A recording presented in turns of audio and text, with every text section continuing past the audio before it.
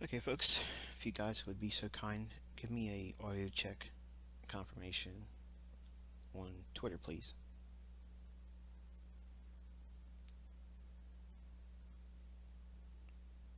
Echo Bravo.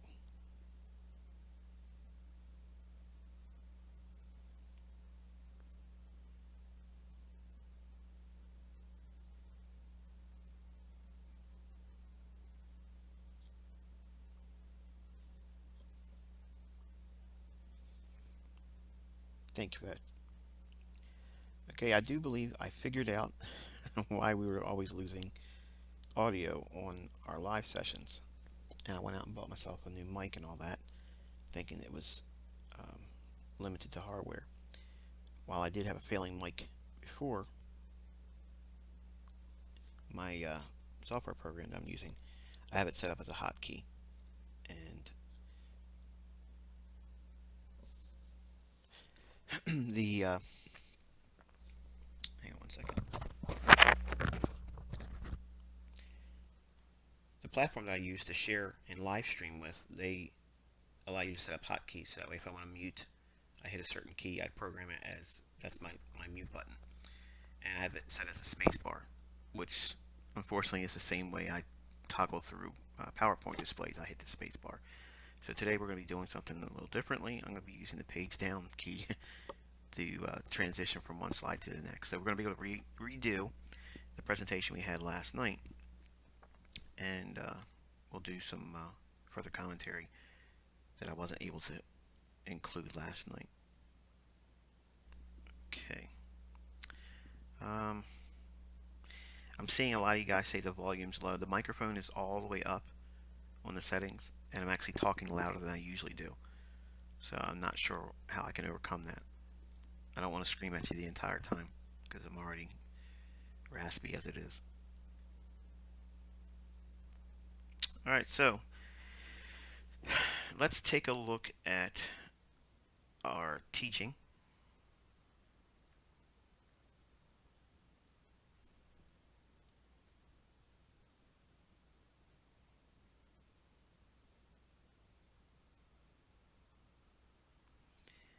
Okay, and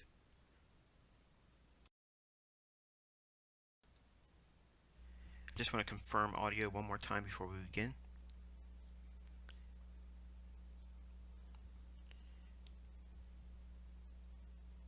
One more audio check, please.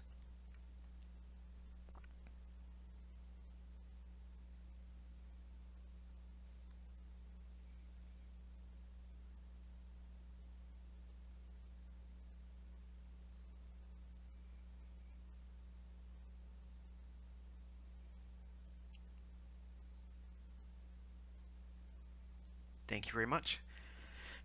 Alright, so we are going to cover intraday price templates. Now, the template is more or less like a roadmap or a thought process that goes through my mind based on what the price delivery is going to be for that particular day. Now, the central bank is the one that sets uh, the pricing. Okay, when we have trading, for instance, for folks that are trading in FXCM or Oanda, okay, or any other brokerage firm that you may trade within. If you're not trading through a prime broker, you're trading through a derivative of the price feeds that are offered on the interbank market. Some brokerage firms will claim they have the actual the same feeds that are being tossed between the banks. I'm not going to argue about the validity of that because frankly I couldn't prove it one way or the other, but I can tell you just looking at the platforms that are available in the retail world, you're going to see a disparity between highs and lows. No matter what time frame you're looking at, they're never going to agree on the exact price. So to me, um, you're going to have to allow some certain um, gray area in these templates, and I failed to mention that last night. But overall, there is 6 general templates that Price Action uses on creating, or as I teach it, engineering the daily range. Now, the daily range is the open, high, low, and close on a daily chart. Okay, so if you're going to be a day trader, the premise is you want to try to capture, hopefully, the direction of the move for that particular day. If it's a bullish day, which this teaching, like we were doing last night before the audio issues plagued me, we're focusing primarily on the buy side only. Now, before you get scared and thinking I'm trying to hold something back, it's just for time's sake. Everything that I teach, if you reverse every individual template, just if you go into, like for instance, if you go into MS Paint on your computer, okay, you can take these templates and just invert them. In other words, just reverse the image, and that's what you'll have for the sell scenario, okay? But the idea is stay on one side of the marketplace, learn the templates, okay, and study them. So everything I'm going to share with you here today, like we did last night, but you missed some of the audio, you're going to be able to go in your own charts and study for at least 30 days. Go back over the last 4 weeks, go over the entire month of March, okay, and pick one currency pair. And based on what I'm sharing here in this presentation, I want you to classify and label basically the price action that took place each individual day. Every single trading day will fit one of these 6 criteria.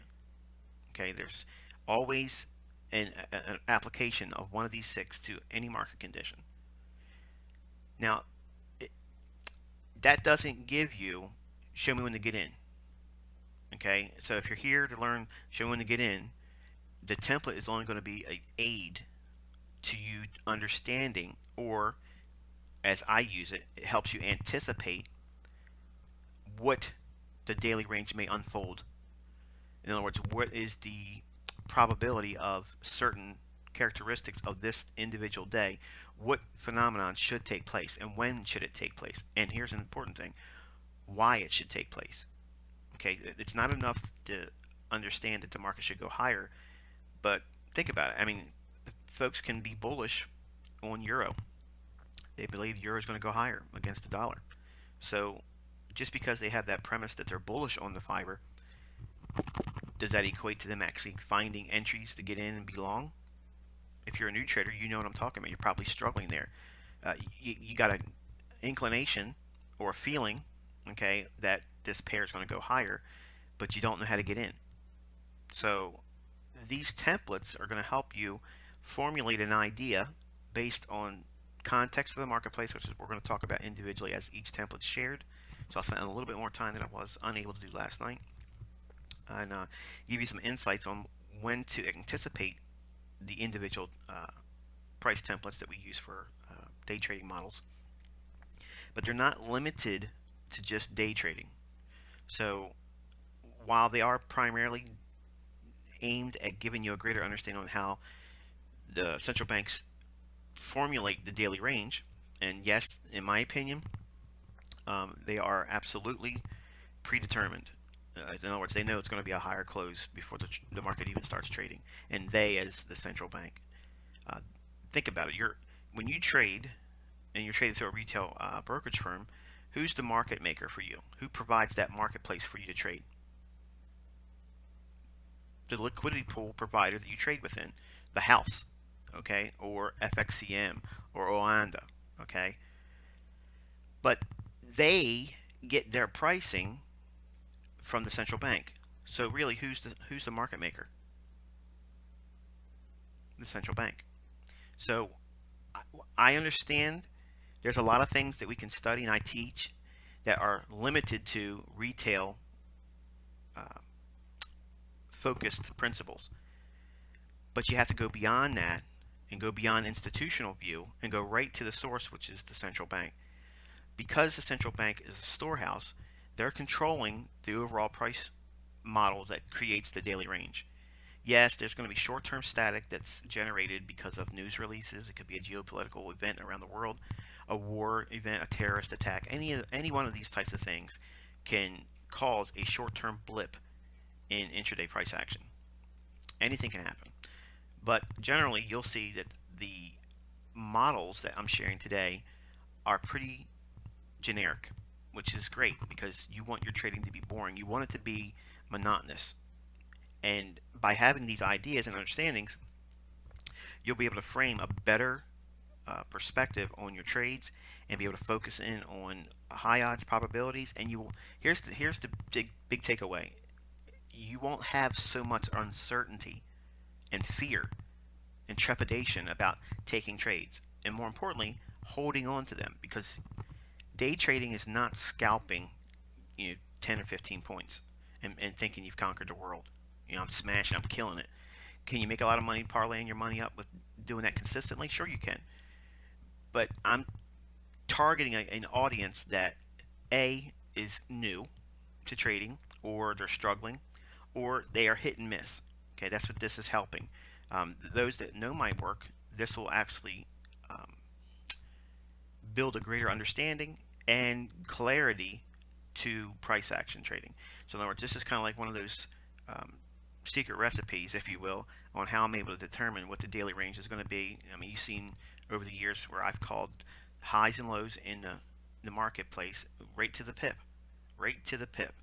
And while a lot of people can claim they do things similarly because they have an understanding in either indicators or other principles in technical analysis, my stuff is pretty generic because it's based on the understanding that the central bank is driving the show, and I know where they're going to take price based on principles that we'll talk about after we do the templates. We're going to go into some analysis and use some of these ideas as well that, again, I wasn't going to do last night because I didn't have the time. So let's get into it. The first template is the ICT Classic Buy template, and I just want to double check one more time. We should have audio. Now, the Classic ICT Buy template, everyone knows this since I released it on babypips.com in 2010, and it's largely on the heels of a higher time frame support level, that being daily predominantly, and or a 4-hour. If you're framing the ideas that the market's going to go higher on a 4-hour or daily or weekly, the odds of your trade being profitable are exponentially higher than they would be if you were looking at, say, a 60-minute, 30-minute, 15-minute, 5-minute, 1-minute time frame. If you're looking for directional premise, it's not going to be derived off of less than a 4-hour chart. Okay. Now, you can be a trading session scalper or an intraday volatility trader using a 60-minute chart to give you intermediate term price swings to key off of in order blocks. There's nothing wrong with doing that.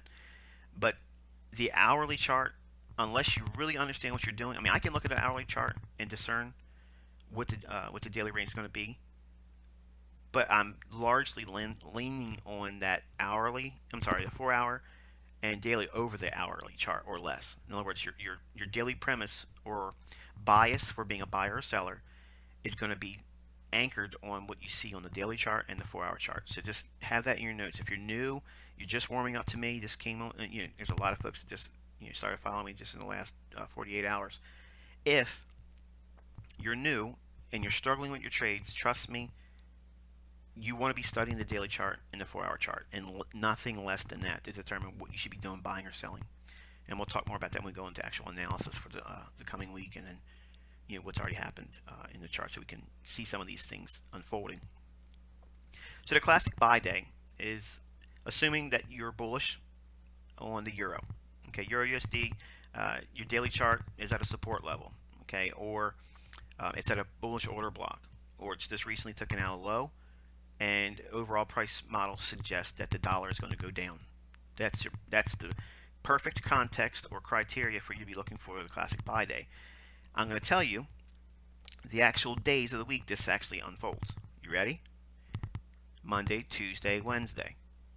Now, all of my core group know this, but if you're new, go through your charts and you'll see that the low of the week generally is made on Tuesday when the market's bullish. We're going to focus primarily there, because if the market is generally bullish and has undertones that the dollar is going to be weak, all foreign currencies are going to go up based on that assumption. If the market is bullish, Tuesday's London open between 2 o'clock and 4 o'clock in the morning, London will create the low of the week. There's a 70% probability that Tuesday's London Open between 2 o'clock and 4 o'clock in the morning, that this template will unfold. That means it's going to drop down from the opening price of midnight in New York. So every opening you see here, that is referencing specifically the New York midnight candle. That soon as it starts trading, that one specific time period in a 24-hour cycle, that to me is the new day. I'm not interested in anybody else's opinion about Wellington, being the beginning of the new financial day. That may be to you, but I don't see it like that. Okay, I don't see that at all. I look at the markets because the dollar still, it's the benchmark. Whether you want to agree with it or not, the dollar's it. So until it changes, we have to focus primarily on when the North American continent sees the new day, and it's midnight. Okay. So what happens at midnight? We want to watch that opening price created it right at midnight in New York. Draw that across your charts. If you're primarily bullish, looking for a weaker dollar, okay, that's the context of the marketplace. That sets the tone for you to do what? Look for all of these specific templates. Now, if we are trading at a higher level support level on the euro, okay, and the assumption is that the dollar is going lower, and it's Tuesday, and the market starts dropping down after midnight opening in New York on your charts. Now, wherever you are in the world, you need to determine what New York time is. I don't want to go through the process of telling anyone, either in Twitter or in email, what to set your platforms based on time. Do yourself a favor and just set a clock based in New York time. If you do that, everything I'm teaching you here, apply it to your platform where you're at globally, and trust me, everything will click. It'll be like the last piece of the puzzle. You'll understand time and price then. You're primarily looking for the opening price at midnight in New York, and then the price action immediately after that. You want to see go down, okay? And generally, it'll drop down as anywhere in the neighborhood of 30 to 40 pips. Once it does that, it'll hit another smaller short-term support level. Now, when the market drops down in London, once it hits a smaller short-term buying area or support level, or it runs an area of stops, or it closes a gap, comes down into an area where it's fair value, all those things are taught on my tutorial page at theinnercircletrader.com. The tutorial page is loaded with all kinds of information. If you haven't watched those videos, a lot of the things I'm going to talk about here is going to go right over your head. So if you're new and you're here, you're kind of like in the advanced classes. But I'm not hiding anything. It's all on the website. It's free. You don't have to spend anything. And then there's other additional teachings on this channel you're watching. So go through all that stuff. It's going to take you a while. Don't rush. The low that creates in London Open, once that is established, the daily range will unfold for about 7 to 8 hours from that point. And it generally will go up, blow out the high that's created initially from midnight in New York, and then generally it'll retrace back in between 5 o'clock in the morning to 7 o'clock in the morning New York time. Okay, that's generally like the London lunch. It'll allow the marketplace to retrace, and once it retraces, if you watch a 5-minute chart, what will happen is it'll trade back down into a bullish ICT order block for the New York Open kill zone trade. And if you don't know what that is, you got to go through the precision trading concepts and the sniper trading concepts. It'll teach order blocks and all that business. But I also have a teaching on trading the New York Open also that's several years old on this YouTube channel too. But all the insights are there as well, that you can frame all amplifications and further understandings about what I just said in relationship to New York. It's already out there. So like I said, you have a lot of information to go through to get this stuff, but it's free, so take your time and go through it. But generally, the New York session will create a continuation of what's established in London. It'll expand and trade up into its average daily range, or more specifically, you're holding it for time. You're waiting for it to trade into the London close time period, or the ICT kill zone for London close, which is 10 o'clock in the morning New York to noon New York time. So what we've just described here is the entire daily range. completely conceptualized. I gave you the context of when it occurs. I told you what day of the week it occurs. I told you what has to happen to make it uh, come to fruition. And we're actually going to look at examples of it after the fact. Once we go through all the templates, I'm going to actually give you some examples of each one of these in the cable. British Pound USD, for those who know what that is. The classic buy day is one of the easiest ways to make money trading Forex. It's like the days that are just so easy. They're just so easy. If you have been working with my material for a number of years, I started exclusively teaching in 2010 foreign exchange. I moved primarily to Forex only in 2006, and I can tell you I'm still absolutely astonished on how consistent the things I'm sharing with you today are. And today you're going to see some further examples of each one of these templates, and it's going to be very exciting for you, because I know most of you, even those traders that have been following me for a while, um, they still see things after the fact, but they still don't get it quite right as it's happening, so they can put the trades on. They're still hit and miss about a lot of things because price action is it's unclear to them, and it's because they have not learned how to profile the market. And you have to understand market profiling, because at the central bank level, there are not individuals sitting around in front of a computer screen saying, okay, I'm going to hit this button and it's going to spread the market open like this and that. That's not what's happening. All of the feed that we have through pricing is all electronically driven by algorithms. And the way the algorithms are set up, they are designed and programmed to do certain things that are inherently generic. When the market's going to go up, it's not a surprise to see it go down initially first. It goes down to neutralize those individuals that may be in the marketplace. They squeeze them out of positions because they know most traders or most speculators will have a trailing stop loss below recent market lows. And once it goes down, it takes those individuals out, or it induces traders to sell because it looks like it's moved lower. And that initial move down, like we're seeing in this graphic depiction here, is what you're capitalizing in. You're not focusing on buying strength. You're buying what would be conceived as weakness, okay, on price study. But what you're actually doing is you're buying VIP pricing. You're getting right in there when the banks are actually trading. Okay, when the smart money investors, when the banks themselves are formulating the daily range, do you think they want to be buying when half the daily range has already been fulfilled on the upside? Absolutely not. They're scaling out of their positions as it goes up. Where do they get in at? When the market starts going down initially. So smart money buys when it goes down, and it sells when it goes up. It's a difficult thing for new traders to grasp, but once you study it for a length of time, you get really desensitized to it, and then you'll understand that you certainly want to be buying when the market drops.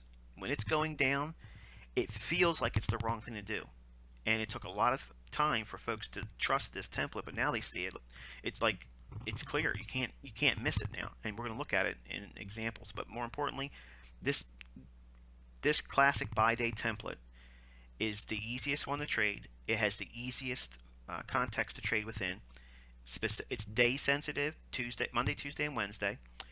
It is highly um, symmetrical. In other words, what you see going on in London sets the tone for the entire daily range, and you can do certain measurements and projections on it, and it'll give you very close to what the daily range should be once it trades above the opening price at midnight. Once that happens, then you can start doing all your projections and get where the upside should be or where the high of the day should form.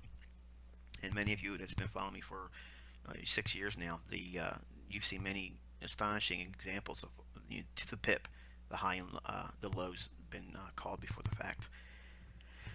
So what we're looking at, again, just for clarity's sake, because I kind of went down a little bit of a rabbit trail there. The classic buy day template is best found and traded on daily and or 4-hour support models. In other words, if it's at support levels, if it's down into an ICT bullish order block, if it's this recently swept a low, and the overall context of the market is still going higher and dollars going lower. and it's Monday, Tuesday, or Wednesday. Okay, this phenomenon is what you would anticipate seeing unfold. You get in there, you look for the reasons to buy at London. Um, Once it takes out the opening price that's formed on the midnight candle at New York, in other words, midnight in New York, that opening price, once it trades above that price level, what you're going to sit and do is you're going to wait, and you're going to wait, and you're going to wait, and you're going to be in profit if you bought London. If you bought London, you're already going to be in profit, and probably going to be 40, 50 pips profit. Do not, do not collapse your trade because you got that real explosive move. Don't do that, especially if it's just now getting to around 5 o'clock in the morning in New York time, because what it's going to happen is it's going to go consolidating sideways, or it may retrace back. Don't trail your stop loss up inside the daily range. Don't do that. Keep your stop below the low that was formed in London. If you feel uneasy, take some of the position off. That way, if it comes back and hits your stop and you were wrong, you made a little bit of money. Do not buy into this stuff that other teachers say. You put a full risk on, a full stop on, and it doesn't make sense to take partial profits because you had initial risk of X and you're only taking a split of the potential gain. Forget all that. Okay, trust me.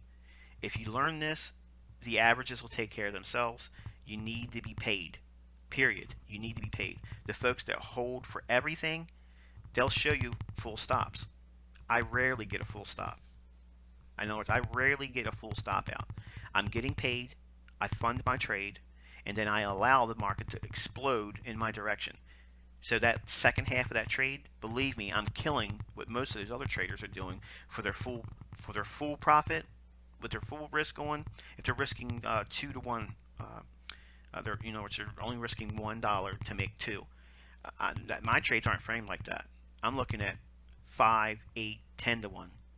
And if you understand the daily range, believe me, it's easy to do that. And if you understand these templates, I don't need to have a full 100% what I bought on exit out my profit level. I don't need that to make money. I can make a ton of money having only half the position pay me. I'll fund my trade, taking some level of predetermined profit, usually 20, 30 pips. That's what I use as a go-to. Once I get 30 pips profit, I'll take something out. Maybe 25% of the trade, and 75% will run.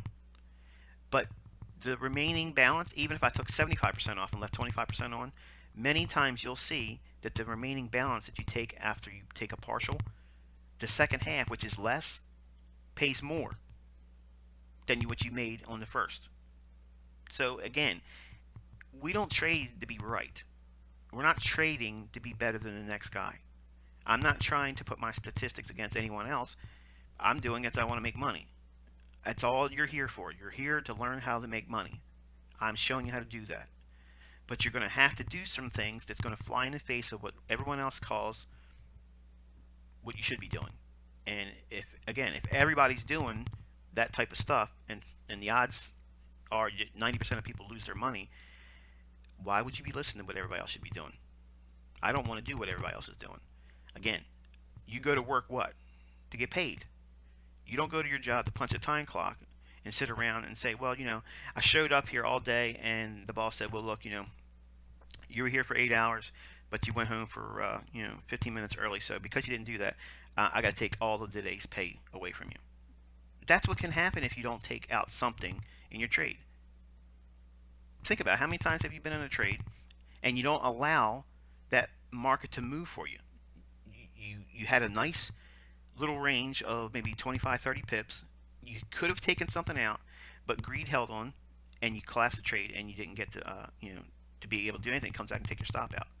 That's the phenomenon that will take place every single time. Every single time if you do not take partials and you allow your stop to be hit. Now, I know some of you are saying, well, I could avoid a full stop by trailing my stop loss up. Yeah, okay, I get that. If you see the range move in your favor and it trades above the opening price on this template, okay, in other words, the euro is traded, made a low in London Open, and moved above the opening price. It's made at midnight candle in New York. Once it trades above that opening price, if it's 20 to 30 pips, take something out. I don't know what you are going to take out. It could be 25%. It could be 10%. It could be 50%. It could be 75% and leave 25% on. Whatever that position is, take something off. Now, for those that are hardliners and say, no, absolutely not, I have to keep the full position on because I took the full risk on. Well, once it's moved up in profit, that initial risk is no longer a factor. So why are you holding on to the past? The trade has to be managed. Okay.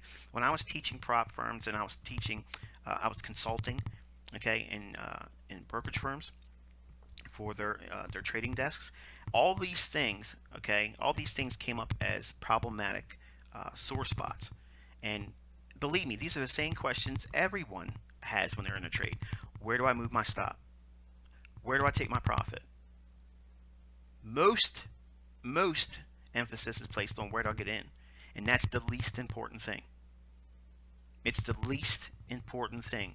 When to get in is the least, because you can be a little bit off with your entry, but you have to be right at your exit. Think about that. You have to be absolutely correct where you're getting out of the trade. That defines whether you're making money or losing money, because you can be sloppy in your entry and ultimately be profitable.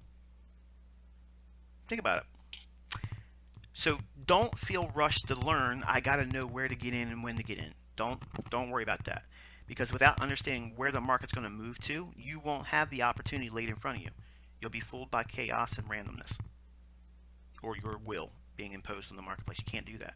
So if you have a template like this unfolding, and the criteria is the dollar's bearish, it's Monday, Tuesday, or Wednesday, the opening price at midnight, it drops down from there. Don't be scared when it starts dropping down. Don't think, oh, this isn't going to work. I don't want to buy like this because it's going to keep going down. Because the move, when it drops, sometimes it's very quick and sudden. And that's a tip-off. The faster it drops down initially after midnight, when you start seeing real thin runs down lower in price, that's what you want to see. You want to see that. Because what it's showing you is that price is skipping and jumping all the way down to a lower price to knock out or collect orders that are below the market price that's established at the open in midnight. In other words, whatever that price level is at open in midnight, there's orders below that price to buy. There's also orders below that price to sell. The context is it's dropping down initially to squeeze out the bulls that have been already established long and their stop loss is just below recent market activity. And it's also tripping individuals that have sell stops below it to get short on a breakout. So what it does is it engineers liquidity on the other side of what the smart money wants. So if they can drop price down, okay, and that's what the algo does, it automatically just drops down and offers pricing below the marketplace. When it drops down to an area of liquidity, what will happen is once it fills a certain number, okay, which is called the float, F-L-O-A-T, not flout, it's float, F-L-O-A-T. Once it does that, okay, what they're doing is they're building their book for the daily range. So they're setting the initial low of the day, and if it's in London, it's going to be 80% of the time, it's going to be the low of the day, between 2 o'clock and 4 o'clock in the morning, New York time. Don't take my word for it. Go into the charts. You'll see it. Once it drops down there, you're going to buy it when it's going down. You want to be entering in on a down candle. Once it's dropping, when it hits a level of support or it runs a short-term low, when it does that, your mind needs to be clicking, firing off, I'm buying, I'm buying, I'm buying. It's not going to feel right. It's going to be scary. It's going to feel like this is the stupidest thing you should be doing. Do it. Then wait. When this thing drops at least 15 to 30 pips on average, once it does that, if you demo trade this idea with a demo account, and use a 50 pip stop loss from your entry point. So in other words, it's got to drop down 15 to 30 pips from the opening price at midnight. Once it does that, you look for a support level or you look for a low that it cleans out for stops. In other words, it's going to go below a short-term low. or it trades down into a range, which we'll talk about after we actually go through the templates. Once it does that, you're going to be basically buying the low of the day, and you're going to allow 50 pips on a stop. Now, some of you are probably used to ultra short-term 5 and 10 pip stops, and probably seeing a lot of stop outs. And that's the reason why, because static price action alone is going to knock you out. When you're learning, you got to have some room, okay?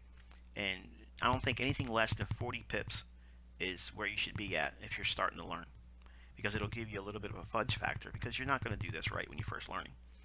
And in a demo account setting, you have to learn the engineering on the daily range. Do not buy into you have to have a live account. Don't do that, because you're not going to learn anything except for how to be a sore loser about losing money. Trust me, that's not how you learn. Okay, you cannot learn these principles when any amount of money is attached to it, because the tug of war of being right and wrong will be expounded and amplified with any measurable amount of money attached to it. It'll feel like waste to you, and you don't want to do that. Time enough is a valuable investment. You want to just focus on that. So when London drops down 15 to 30 pips, and the criteria is Monday, Tuesday, or Wednesday, and the dollar is bearish, and we're assuming this is an example of the Euro USD, okay, you're going to be buying between 2 o'clock and 4 o'clock in the morning, New York time. Okay, once you buy, doesn't matter, even if you're new, you don't know what an order block is, don't worry. Just once it drops down 15 to 30 pips, buy it right there, and then put a 50 pip stop loss on that trade, and then sit back and wait. You are not allowed to take any profits until it's at least 7 o'clock in the morning, New York time. But you're going to try your best to be patient and watch what happens on the daily range, and allow the daily range to grow and expand on the upside. And it's going to reach into the time window between 10 o'clock in the morning and noon, New York time. Why is that? Because the central bank has an algorithm that works off of time. And once it creates the low in London, it will draw price higher and higher and higher and higher until it gets into 10 o'clock to noon in New York time. That's London close. A great deal of volume drops off. Now, it doesn't mean the daily candle can't keep going higher, because it can. It can make a higher high all the way up to 3 o'clock in the afternoon in New York time. Generally, you want to be out by 2 o'clock in the afternoon, New York time. But that last hour between 2 o'clock and 3 o'clock, when the bond market closes in the U.S., that's generally when it caps the high of the day in all the currency markets, because interest rates are the largest driver in foreign currency trading. That's it. That's the driver.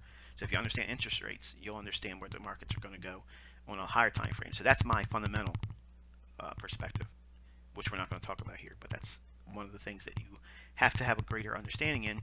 Then you'll be able to pick out these longer term macro trends, and then you can really get in there and use these types of concepts and make a boatload. But learning this template was the first one I gave everyone. Learning it is important because, number one, it teaches you all facets of how I trade. It gives you a clear context of what you're going to be doing, which is what everybody wishes they knew when they first started. And some of you have been trading for a while, you still don't know what that is. You don't know what you're doing. You're still looking in forums for something that's going to work better than what you're doing. You can stop looking now. This is what you're looking for. Trust me when I tell you that. I made a career in Forex, okay, teaching with the idea that I know exactly what you're looking for. I know exactly what you're looking for. I know how you want to trade. I know what you want to trade. I know how you want to get in. I know how you want to get out. And I know you want to make money, because this is what everyone wants to do. You're not in here to have fun. You might have fun as a default, but you're here to learn how to make money. You have to trim away some things, okay? And the largest thing is impatience. Some of you that are new are probably saying, shut the hell up and get on with it. And guess what? You're going to have a problem with me. You're going to have a problem with my method. You're going to have all those things are going to be problematic for you. Learning these ideas won't happen overnight. It's going to take time. I didn't learn it in one night. I got 23 years in this industry, and I'm telling you, once you submit to the time aspect, all your trading will be a lot easier. And looking at this template here creates that model to trade with. It teaches patience. You buy at a specific time of the day based on specific criteria. Dollar is going to be bearish. Euro USD should be bullish. Is it Monday, Tuesday, or Wednesday? You're going to be a buyer. When are you going to buy? In London. How do I know when to get in? It's got to drop down 15 to 30 pips from the opening price at midnight in New York. Whatever that opening price is at midnight, at New York time, on your charts, you draw a line across the entire day. And you want to see it drop down 15 to 30 pips from that level. You don't care that it goes above it, because it can go above that price initially. But you want to see it drop down from that opening price until around 2 o'clock in the morning New York time. Once you see 2 o'clock in the morning and it's below the opening price on the euro and it's dropped 15 to 30 pips, buy it. Put a 50 pip stop loss on and then wait. I'm telling you, what I just taught you right there is exactly what you're looking for as far as getting in. Now, there's lots of ways to fine tune that and reduce it where you get down to a 20 pip and 30 pip stop loss consistently. But I don't generally like to trade with a less than a 30 pip stop on London, because there's a lot of noise that can come out in that time of day. So I generally use about 30-35 pip stop loss. But 50 pips will give you a little bit of a fudge factor. Now, why? Why 50 pips? Why do I use a 30 pip stop loss? Because if you understand that the daily range on an up day, look at a daily chart. I don't care what currency pair or stock or whatever it is. If the market went up big for the day, now I already gave you the context of how to know when the market's going to go up big. I already told you. I've been repeating it on this one template alone. The dollar needs to be bearish. The euro needs to be at a support level. It's got to be Monday, Tuesday, or Wednesday. When are you going to buy? Well, there you go. You know exactly when you're going to be a buyer for the rest of your trading career. You know what days you're going to buy. You know what time you're going to buy, between 2 o'clock and 4 o'clock in the morning, New York time. Guess what? It is that easy. I've been doing it for years, and it never, ever changes. Why? Because the algos at the bank level never change. It's the same monotonous routine over and over and over again. And there's nothing retail about this.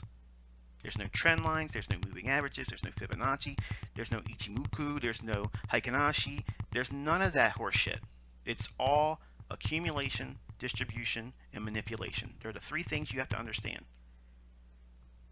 The market will open at midnight in New York time. When the context of the marketplace is bearish dollar and euro is supported with some measurable level of support, the context is what? Dollar's down, foreign currency is going to go up. What's going to happen is the dollar, okay, will have a move that suggests that it's going down. But there may be an initial spike lower in the Euro USD, which is going to fly in the face of your understanding. It's going to be like, well, what the hell is this? This should not be happening. If I should be seeing the dollar going down and it's drifting lower, all of a sudden the euro's dropping? That don't make any sense. They shouldn't be going in the same direction. Exactly. That's a crack in the correlation. Correlation between a stronger dollar, weaker foreign currency, or weaker dollar, let me make sure I say that right. Weaker dollar, stronger currency, stronger dollar, weaker foreign currency. So it's like a teeter-totter effect. It's very simple. But the problem is you get caught up on short-term price action and you get scared. Even if you're in a trade, how many times have you let go of a winner and it exploded in your direction because you saw something stupid on a 5-minute chart that scared you? It didn't even get close to your stop. You just thought it was going to run to your stop. This template will teach you how to just stick to your guns. Dig your heels in and submit to time. It also teaches you trade selection. Cherry picking the best scenarios. You want to make a lot of money?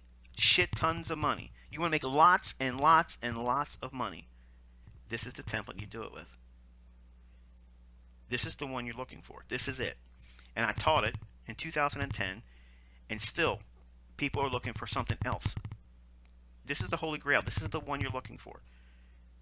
And it happens every single week.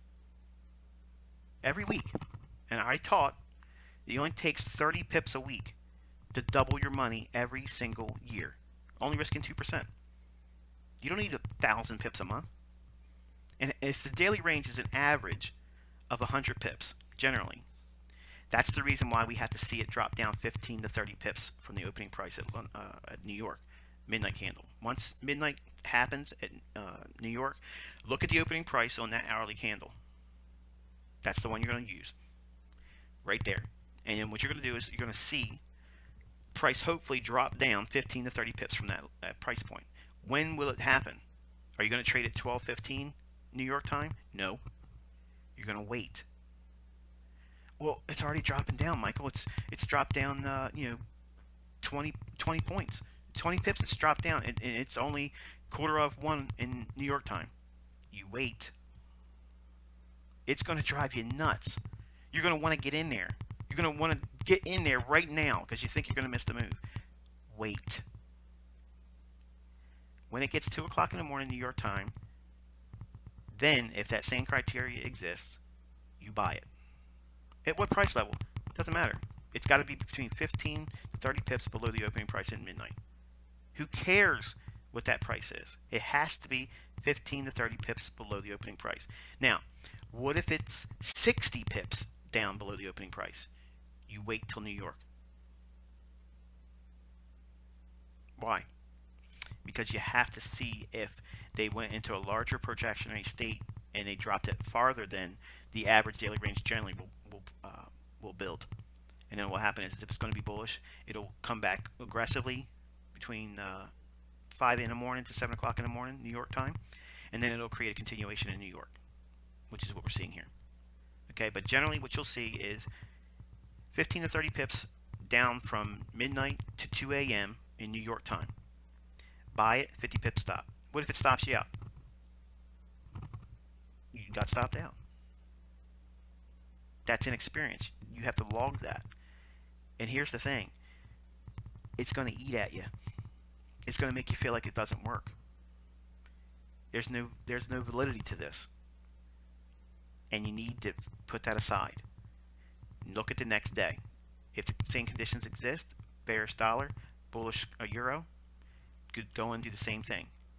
Believe me, once you capture one daily range like this, and if you're catching, say it's a 100 pip daily range, the reason why we're using a 50 pip stop loss and we're requiring the market drop 15 to 30 pips below the opening price at midnight, if the average daily range is 100 pips and it's going to be an up close, look at all of the asset classes out there. Stocks, bonds, foreign currencies, forex, futures, all that stuff. Look at the daily ranges, okay, and look at an open, high, low, and close bar, not a candlestick. Look at it as an open, high, low, close bar, and you'll see the opening price on an up day is generally in the lower 20% of that daily range. It's going to be real close to the low of the day, and the high, you'll see the close near it. That's a big, large up range day. That's accumulation, okay, that's evidenced in the marketplace. But that's not, it's not, you can't make money on that. You have to see these things before they occur. You have to be able to anticipate them. And you got to do it when everybody else is scared shitless to do what you're about to do. You're buying the low of the day. The banks are not scared of doing what they do every single day because they know largely human beings suck at following rules. I broke the law just, an hour ago, taking my kids to school. I was speeding. Shouldn't do it, but I did. Signs all over the place. 30 miles an hour. Not me. I'm going way too fast. Now, I'm not speeding through a school zone, but down my main artery, getting out of the neighborhood I'm in, I generally speed more than I should. You do too. Don't lie. Don't judge me. We all have problems following rules, okay? Human nature is very easily manipulated. You have to do the very opposite of what you feel is the right thing to do as a retail trader. And that means when the market's tanking, but the overall context is bullish, you need to be buying when it's down there, and you're going to be buying the low of the day. You want to be buying below that opening price and holding. Come hell or high water, you are holding until 7 o'clock in the morning, New York time.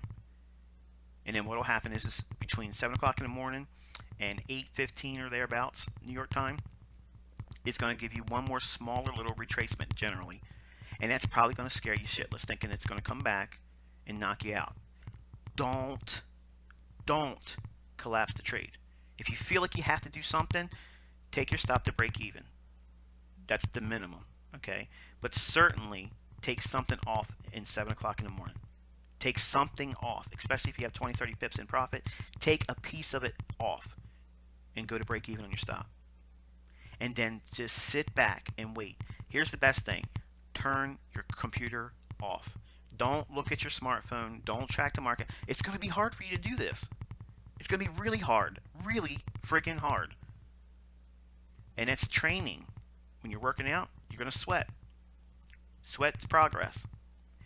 Eventually, the weight that you're lifting in your workouts won't be that hard. Just like this won't be that hard. It'll be easy over time once you desensitize yourself to the whole process and you trust what I'm telling you here, because you're not going to believe me. And I know a lot of you are shaking your head and this is bullshit. But the folks that have been with me since 2010, they all know it's the gospel now. It happens all the time. You have to submit to time. You have to do that. You got to relinquish what you're believing is control when it's none, because you can't control what the market's going to do. You have to submit to it. If you have a conviction that the market's going to have a higher close today, where's the close at? Where's the close? Okay, if we define the close at, say, noon every day, regardless, obviously it can trade past noon. Okay, but if we establish noon is the close in New York time, so we believe the market's going to be bullish, and the assumption is this is an example of the euro. Okay, we're looking for a drop down after midnight in New York time into 2 o'clock to 4 o'clock in the morning New York time. We're going to buy it, put a 50 pip stop loss after it's dropped 15 to 30 pips below the opening price at midnight. It's got to be Monday, Tuesday, or Wednesday. You buy it, you hold it until at least 10 o'clock in the morning New York time. Why? Because we believe that the close is going to be higher than that opening price that was seen at midnight in New York. That's the context. That's the template. That's what your thought process is.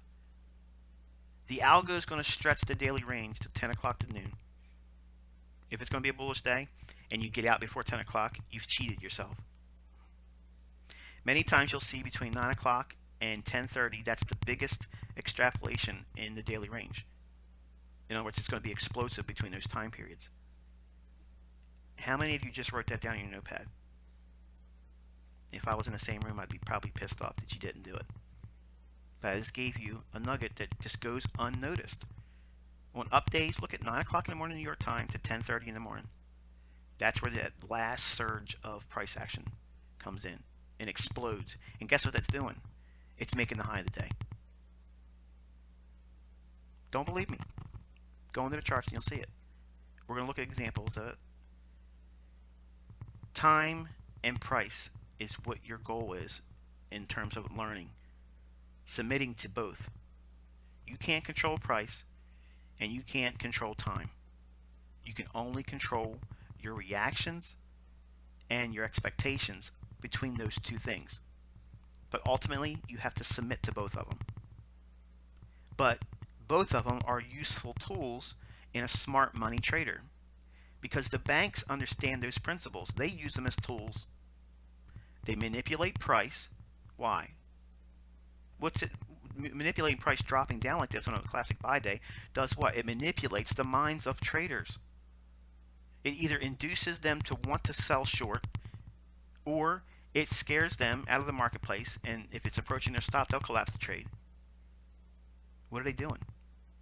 They're selling. Why would they want it? Why would the market maker want to create a condition that makes people want to sell? It engineers liquidity. It places willing sellers at a price they want to be buyers at.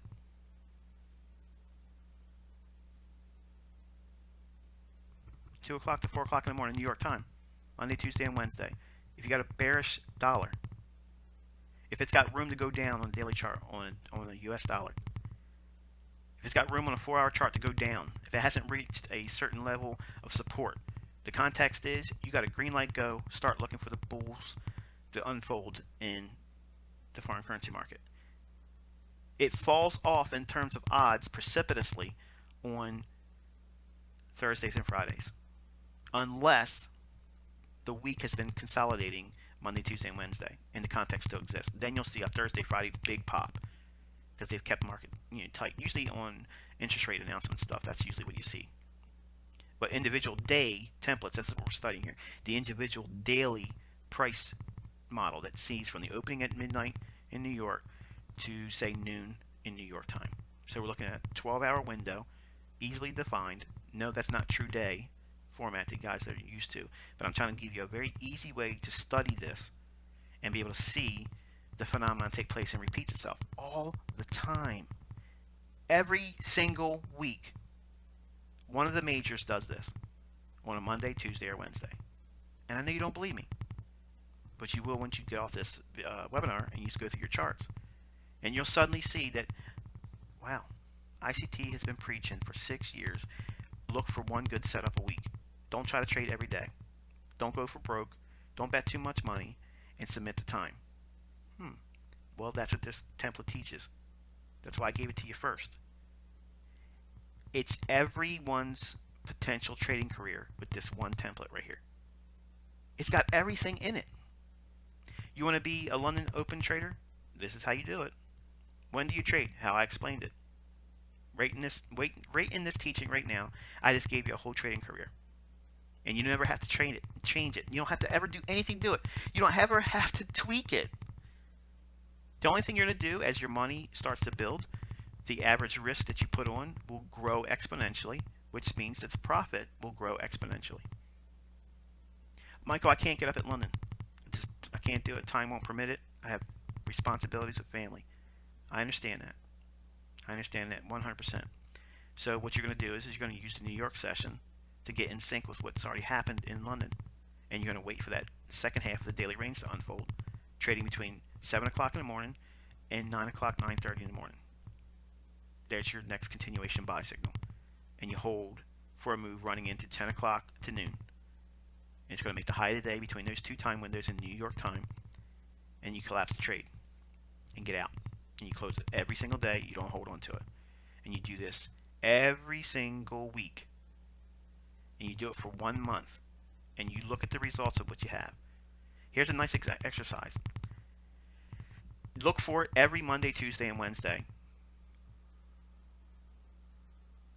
Let's pick one side of the marketplace for 4 weeks and trade it on a demo setting. Okay, and I promise you, you're going to show net results for the month that are positive. Some of you can't even be consistently profitable. This is how you formulate it. You start one side of the marketplace, pick one pair, have a set rule base, and stay in it. Don't deviate. Do it for 1 month. You'll know whether or not you're going to be able to trade. If you can't submit to that and just do it for an experiential exercise, because you're going to have to submit yourself to some form of rule-based ideas if you're going to be a trader. If you're going to be changing shit around all the time, you're never going to have continuity. You're never going to have that. It's going to evade you. Every single trader in the annals of history that's always moved things around cannot show a clear, measurable progress that's positive. You're going to be hit and miss. You're going to be plagued with frustration. And it's understandable. You should be friggin' nuts. If you're changing things around, tweaking this and tweaking that, you're never going to arrive at an understanding that's simplistic, that you can measure the progress on. Because there has to be continuity and there has to be consistency. If there is not consistency in your approach, how could you reasonably expect consistency to materialize in your results? Think about that for a minute. I could stop this presentation right now and you've probably learned more than you'd ever need to be a trader. Now, I'm not going to do that because if you know me, I like to go for 3 hours or more. And you probably won't be able to see this whole presentation because you're probably watching it at work sneaking. Shame on you. But this template here is the easiest one to do. And it's the easiest one to see coming. It's the easiest one to anticipate. Absolutely easiest one. Because it's rule-based. It's simple to define. It's easy to execute on, and I gave you the entire trading system around having to use it. Now you can tweak that in terms of risk. You can tweak it in terms of how you want to be as a trader. If you can't be a London trader, you can be a New York trader trading this template. All you have to do is New York at 7 o'clock in the morning. Look where was London trading at? Is it below us? And were we bullish? Okay, well, we're probably in this classic buy template, and we still have some time for the daily range to expand and have a higher close on the day. Don't think because it's moved up 60, 70 pips from London low that it's going to go down from there. A lot of traders say, "Oh, I'm shorting this. This bitch went up 70 pips. I'm going short right now." I see that so many times on Twitter, and I'm like, "What the hell? I'm buying this thing. I know I got time in the day. It's going to rain. It's going to create a higher day. The higher close is going to happen, and it might dip down a little bit, and they're like, "Yeah, it's rolling, and pff, yeah, it's rolling right over top of you, and it explodes up." Our group's usually in those trades. Now, it's hard for folks that don't understand this to see it the first time, and it's hard probably for you to understand this conceptually right now what I'm talking about. But we're going to actually give multiple examples of this very one here, because I really, really want you to understand this one, because you really don't need to know any other one outside this one. To be a seller, the only thing you would do is reverse it. The opening price at midnight, you want to see it rally above that price 15 to 30 pips, and it has to be between 2 o'clock and 4 o'clock in the morning New York time. If it's done that, sell it short. Put a 50 pip stop loss on and wait. How long do I wait, Michael? Until 7 o'clock in the morning New York time. If you got 20, 30 pips of profit in there, go to break even on your stop, or take something out of the trade. Now, I'm not going to define that for you. You need to know what that is, because you're the trader. Do you want to just be 100% conservative and take 75% of the trade off and leave 25% on, let it run till 10 o'clock to noon in New York time for the daily range? There's nothing wrong with that. You can build a career with that and still do very, very well. Or maybe you're splitting the position. You take off half and leave half on with a break-even stop. Never, never, never put your stop loss inside of the range lower than the London high on a sell day. Never do that, and never raise your stop up above the London low on a buy template like this. Do not trail your stop loss into the daily range. Don't do that. Don't do that. Don't do that, because it will and can come back down, sweep the low that's created between London and New York, and still have an up close. Don't believe me? Go on your charts, you'll see it. You have to assume some risk. You cannot make money not assuming risk. You have to assume some risk. But you have to get paid too. So there's a balance. As a trader, we have to balance those problems. They're a problem. I got to keep myself net positive, and I have to get paid without losing a lot of money. I got to keep doing this same balancing act as a trader, and so do you. Otherwise, pack it up, because this is going to be a short ride.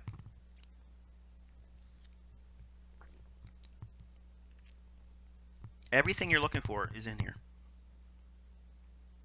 You want to be a London close trader? Counter trend trader? Why anybody wants to do this stuff is beyond me. I've done it. I just don't think it's worth it. If it trades up between 10 o'clock and noon, generally between 10 o'clock and 11 o'clock in the morning, New York time, if you see a failure swing on a 5-minute chart there, get the low to high on a fib, go short, and the close will generally close between 20 and 30% of the upper portion of the daily range that's formed at the initial high between 10 o'clock and 11 o'clock in the morning. Very, very small short-term trade, counter trend trade. You can usually get 10 or 15 pips every single trading day doing something like that. I just think it's not. I don't think it's worth it, because it's a lot of one-to-one scenarios. Now let's get back to why 50 pips. stop loss, and wide 15 and 30 pips below the opening price as a filter. Assuming again that we're bullish on the euro, this is the case and the example we're looking at the template as looking for the London low to form in euro because the dollar is bearish. If the average daily range, general rule of thumb, is 100 pips. Now it's not. Okay, I know some of you guys are going to go out there, well, the average daily range right now is whatever it is. I understand that. Okay, but I'm using a general rule as it's not unheard of to see 100 pips on average on most of the majors per day. In other words, the daily candle, high and low, generally is close to, if not around, 100 pips. So if we have that as a basis or a foundation, and we require buying below the opening price at midnight, 15 to 30 pips, we've already built in potentially buying in the lower 1/3 of the daily range. If it's going to be an up close day, you're buying the low of the day. This is such a simple thing to see, but it's such a bitter pill.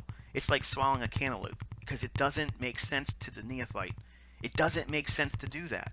And my mentor doesn't want to do that. He wants to buy above the opening price, and it never made sense to me. Once I understood what I am teaching you here, I never do that anymore unless it's a New York continuation trade. I just don't do that.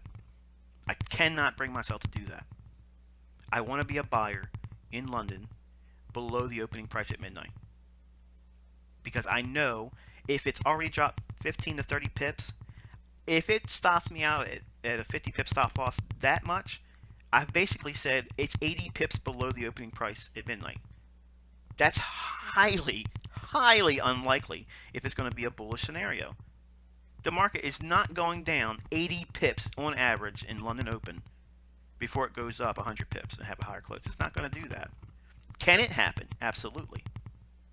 But statistically, and we're working within the realm of probability, you can have one of those occur every single month like that, and you're still going to have unrealistic, you're going to have unbelievable and astonishing results.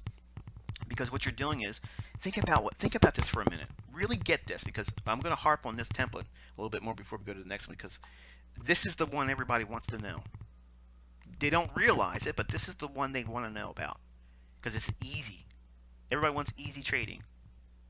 Plug and play. This is it. I gave you exactly what you're looking for and the framework around trading it.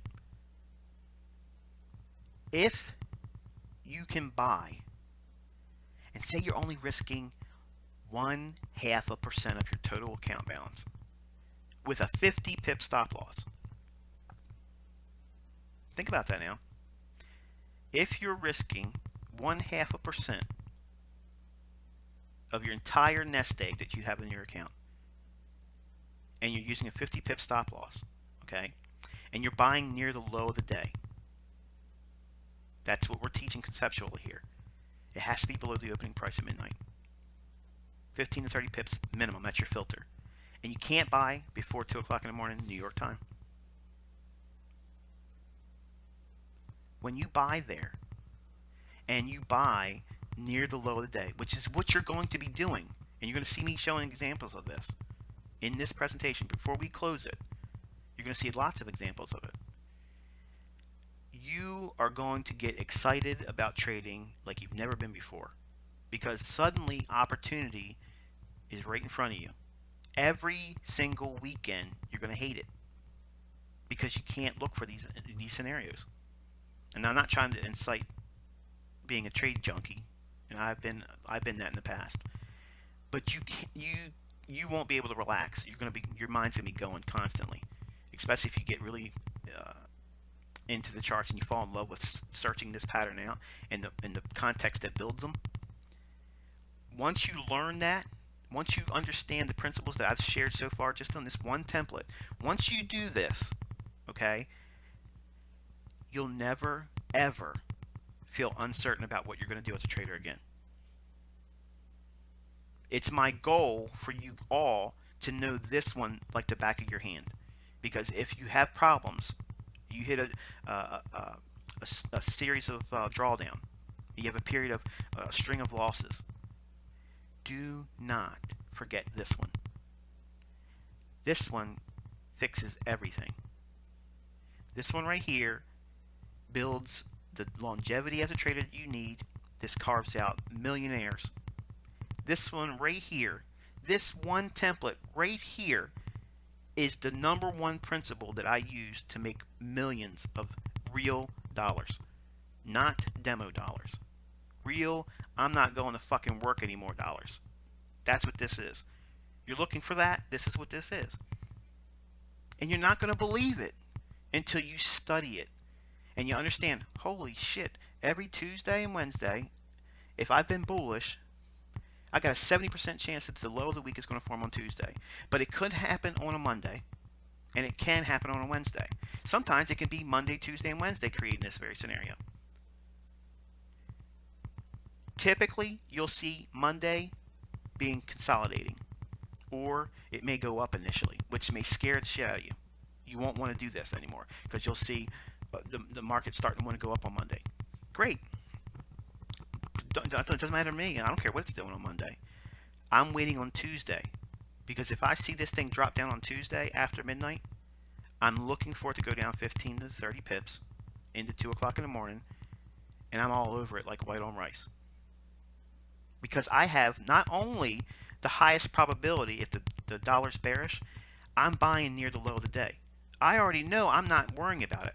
Once I put my order in, I'm in the market, I put my stop on, I go to sleep. That's when I sleep. I can only sleep once I get in the trade in London. Now, that's probably going against what you think about. You have a hard time staying awake? You're a new trader? Trade London. Your ass won't go to sleep. You're up. It's like no dose, okay? You are up. Forget 5-hour energy. London open trading, that's the shit. You get in trading that, you're awake. You'll have no problem being awake then. You'll be a morning person then. I used to be like that when I was scared and didn't know what I was doing because I was risking a lot of money and I just didn't feel comfortable because I didn't have an understanding of what I was doing. In 2002, even though I had a long history of trading behind me, Forex scared me because it was so fast, very fast, and there's no limits. See, I came from foreign exchange, not foreign exchange, futures market trader, and when you trade those futures, they had limits where your contract showed you a net gain or a loss up to the closing hour, and when it stopped, you had to wait. What was going to happen between where it stopped trading until tomorrow's opening? And that wasn't fun sometimes. It could be a big difference between where you're in at and where it closed and then where it opens tomorrow or next week. In Forex, you don't have that. It's balls out. You're in there. And if it's running, guess what? If you're wrong, you're going to get your ass handed to you. But the wonderful thing is, when you're right, you have to submit the time to get that lion's portion of the move. Now, I'm talking about specifically the shortest time period as a trader, day trading. Statistically, most day traders lose money because they don't know what you do now. Think about that now. Some of you are probably just sitting there doodling. Come on, get to the next slide. If you're thinking that way, turn the video off. I don't even want you listening to me anymore. Because you don't have the mindset that's going to be required to make the kind of money with these tools. And I mean that. You can get pissed off and cuss me out on Twitter all you want if that's what you're going to do. I don't care. Ultimately, I already done these types of things. I know what it's like to go through the struggles. I know what it's like to lose money. I know what it's like to chase the next best thing. And I don't look for shit anymore. I don't tweak anything. I don't change anything. Nothing. I know exactly what I do, or what I want to do as a trader. And I've known that 100% since 2004. I've known that without any deviation exactly. This is what I'm going to be as a trader. And I don't do anything but that now. And I don't trade any other asset classes. What are you doing? Do you know what you're looking for every single time you get into the market? Chances are you probably don't. You have no excuse now. You have exactly The very thing that every speculative person wants to know. A clear-cut business plan that separates them from uncertainty. Is it going to have a loss? Sure. Absolutely you're going to have a loss.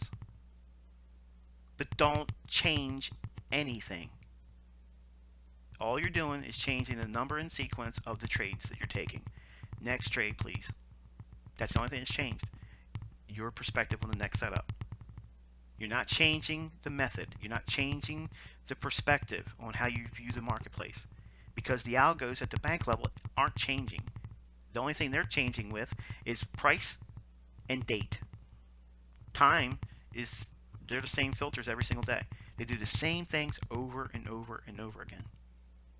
And you're probably saying to yourself, there's no way, there's absolutely no way that the foreign exchange market, $4.5 trillion a day, can be that easily mapped out. And I can tell you, before 2000, year 2000, I would have agreed with you. Because I was convinced that those son of a bitches were out to get me only. But I can tell you, once I understood and I just relinquished the ideas of markets being random, okay, they're not random. They're absolutely not random. They work on a schedule based on time, and they work with price. They take a level out, or they drive to a price real quick, or ultimately drift down into or up to a level to draw in or push out the levels of liquidity that exist around those price points. We identify them in advance. Order blocks, liquidity pools, fair value. 3 things. Is there a lot of things to learn, Michael? Yeah, it's a lot of things to understand conceptually. But I only have a couple patterns. I know when I'm going to use them. That's what these ideas are to stimulate in your understanding. And I'm harping on this one right here because this is the one you're going to get the immediate response with. You're going to see it easily. You're going to understand what's going to happen easily. But you're not going to just stop here. You're not going to study with this one for a while. Because you're going to see 5 other templates. One of them that can't make money with, really. But you're going to look at those other templates and you're going to try to figure it out. Because you want to be a master of all things. I wasted time doing that. Once I hunkered down and I understood this template, it allowed me to understand the other ones we're going to talk about. But this one here is the moneymaker. This is the one that if you just trade this one, there's no excuse for you to not make money. So if you're only risking 0.5% of your total equity on a setup like this, and you're buying near the low of the day, because that's what we're teaching here. You're buying the low of the day. That sounds ballsy, doesn't it? That sounds like a load of shit. It sounds too good to be true, Michael. You're full of shit. There's no way this is real. There's no way you're buying the low of the day, Michael. There's no way that we could know before the fact where the low of the day could possibly be. There's no way. Can't be done. Can't time the market. If you believe that, okay, seriously, if you believe that, you're gonna have some real surprises ahead. Because I'm telling you, this thing is working on a schedule better than anything else. It's on a very specific schedule, and it's nice to know that as a trader. It's not random. Absolutely not random. The market will go to levels at a specific time of the day to engineer liquidity. Now, suspend your disbelief just for a minute, okay? Because I know some of you are just here to listen to some stuff and then have some ammunition to come at me and say that I don't know what I'm talking about. And why you spend that time doing that instead of just weigh out what I'm showing. Take that energy, go into what I'm teaching, and you pick it apart. And if you can, come at me with it, okay, and sit down in a respectable tone, and I will eat crow if you can show what I'm showing is full of shit. But I already know. I've made millions of dollars doing this. I've taught people how to do this, and they've made millions of dollars. I have taught fund managers, and they use this stuff, and they've made millions of dollars. Not demo money, okay? Not mini lot traders. Millions of dollars. So if you can have the low of the day pinned down with 0.5% at risk, okay? And say you're buying near the low of the day. Well, let's do some math here. If we have a range expansion and an up close, okay, and it trades, say, 120 pips at the close, you have better than, what, 2 to 1 reward to risk, right? So you potentially have a 1% return. 1% return on your equity. And if you take this trade once a week and you average that, now we're only in the realm of day trading. So I'm going to kind of bridge this into how you can use it for short-term trading too. But then we're going to the next slide. I know you're probably saying, good grief, get to it. But this is what you're looking for. This is why we have live sessions. I wanted to have people that knew what they were doing talk to me like I'm talking to you. I don't like to hear that my own voice. I don't like how I sound. Okay, so I'm not talking to hear myself. I'm telling you, I'm reaching back into my early infancy as a trader and recalling the things that I wish and prayed to God that someone would come out and talk to me with. I would literally be on message boards on America Online begging and pleading folks to step out and say, look, if you know how to trade, please, I'll pay whatever you want to be paid. I will pay you, but just talk to me. Let me know what I should be thinking. Not how should I trade. Because I was convinced stochastics oversold buy signals that was all you needed to know. And that's how I turned $2,600 into $832,000 in 9 months. Being lucky, trading one side of the marketplace. I understand buying. Which, without coincidence, is the reason why I'm starting here. If you haven't figured it out, I've taken you through the whole process I went through as a new trader. Since I started teaching trading foreign exchange on March 2010, I stepped out on the baby pips. And I've taken you, whether you realized it or not, through the entire discovery and the way I learned it.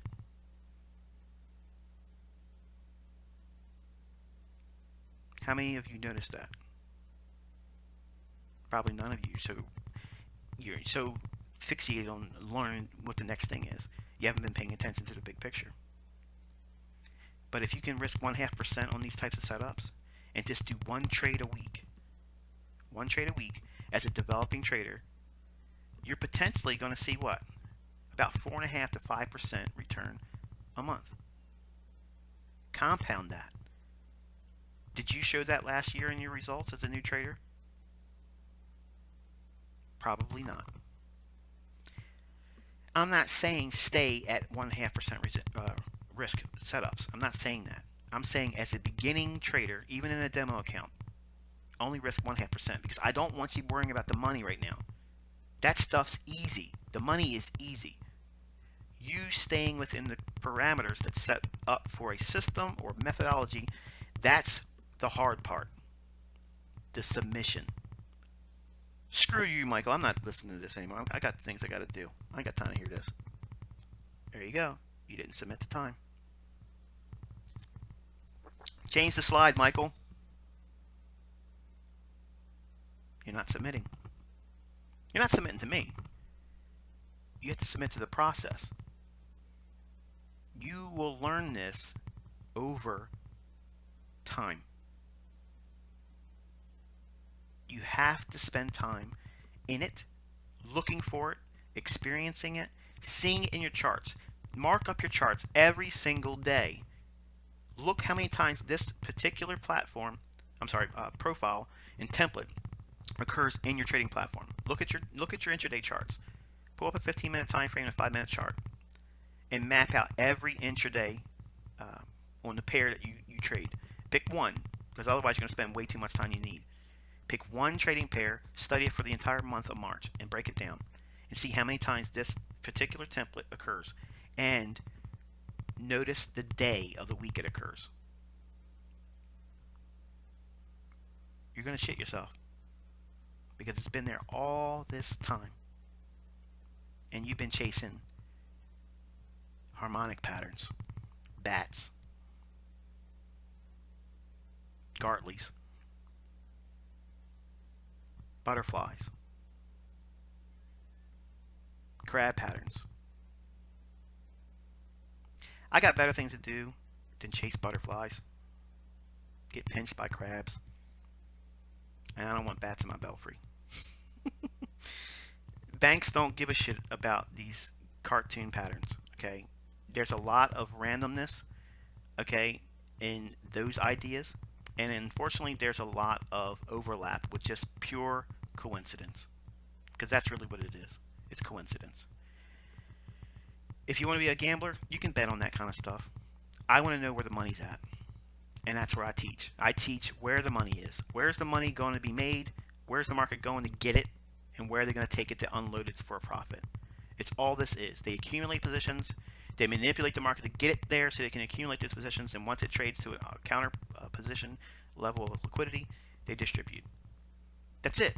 It's very simple. It's a very, very simple process. But you're going to have to get there through time. Now let's go back to our analogy here. Average daily range is about 100 pips a day. We require 15 to 30 pips drop down after the midnight candle in New York opens. That opening price, it has to drop down below that. Once it does, and it's 2 o'clock to 4 o'clock in the morning, because it may require that much time for it to actually go below the opening price. It could start off trading up above the opening price. If it does, do not change gears. Only look below that opening price, 15 to 30 pips. It has to be 2 o'clock to 4 o'clock in the morning. It could have been above the opening price all the way up to what? 3 o'clock, 3:30 in the morning, New York time. And all of a sudden, it breaks lower. 30 pips. Right below that opening price that was formed at midnight in New York time. What do you think's happening there? That's the Judas swing. They're taking it lower to entice people to do what? Sell it. Or, because it rallied initially, folks have what? Their stop loss right below that initial low. Turtle soup, baby. It takes it lower, runs the stops. You know what you're going to be doing. You're buying below the opening. Screw everybody else. Who cares what ICT just said yesterday? Don't worry about what I'm doing or saying. You trade your own setup, and this is the one. I'm telling you, if I'm full of shit, this don't work. But I'm telling you, this one works like Swiss clockmaking. It's beautifully engineered. It's absolutely the grail that you're hunting for.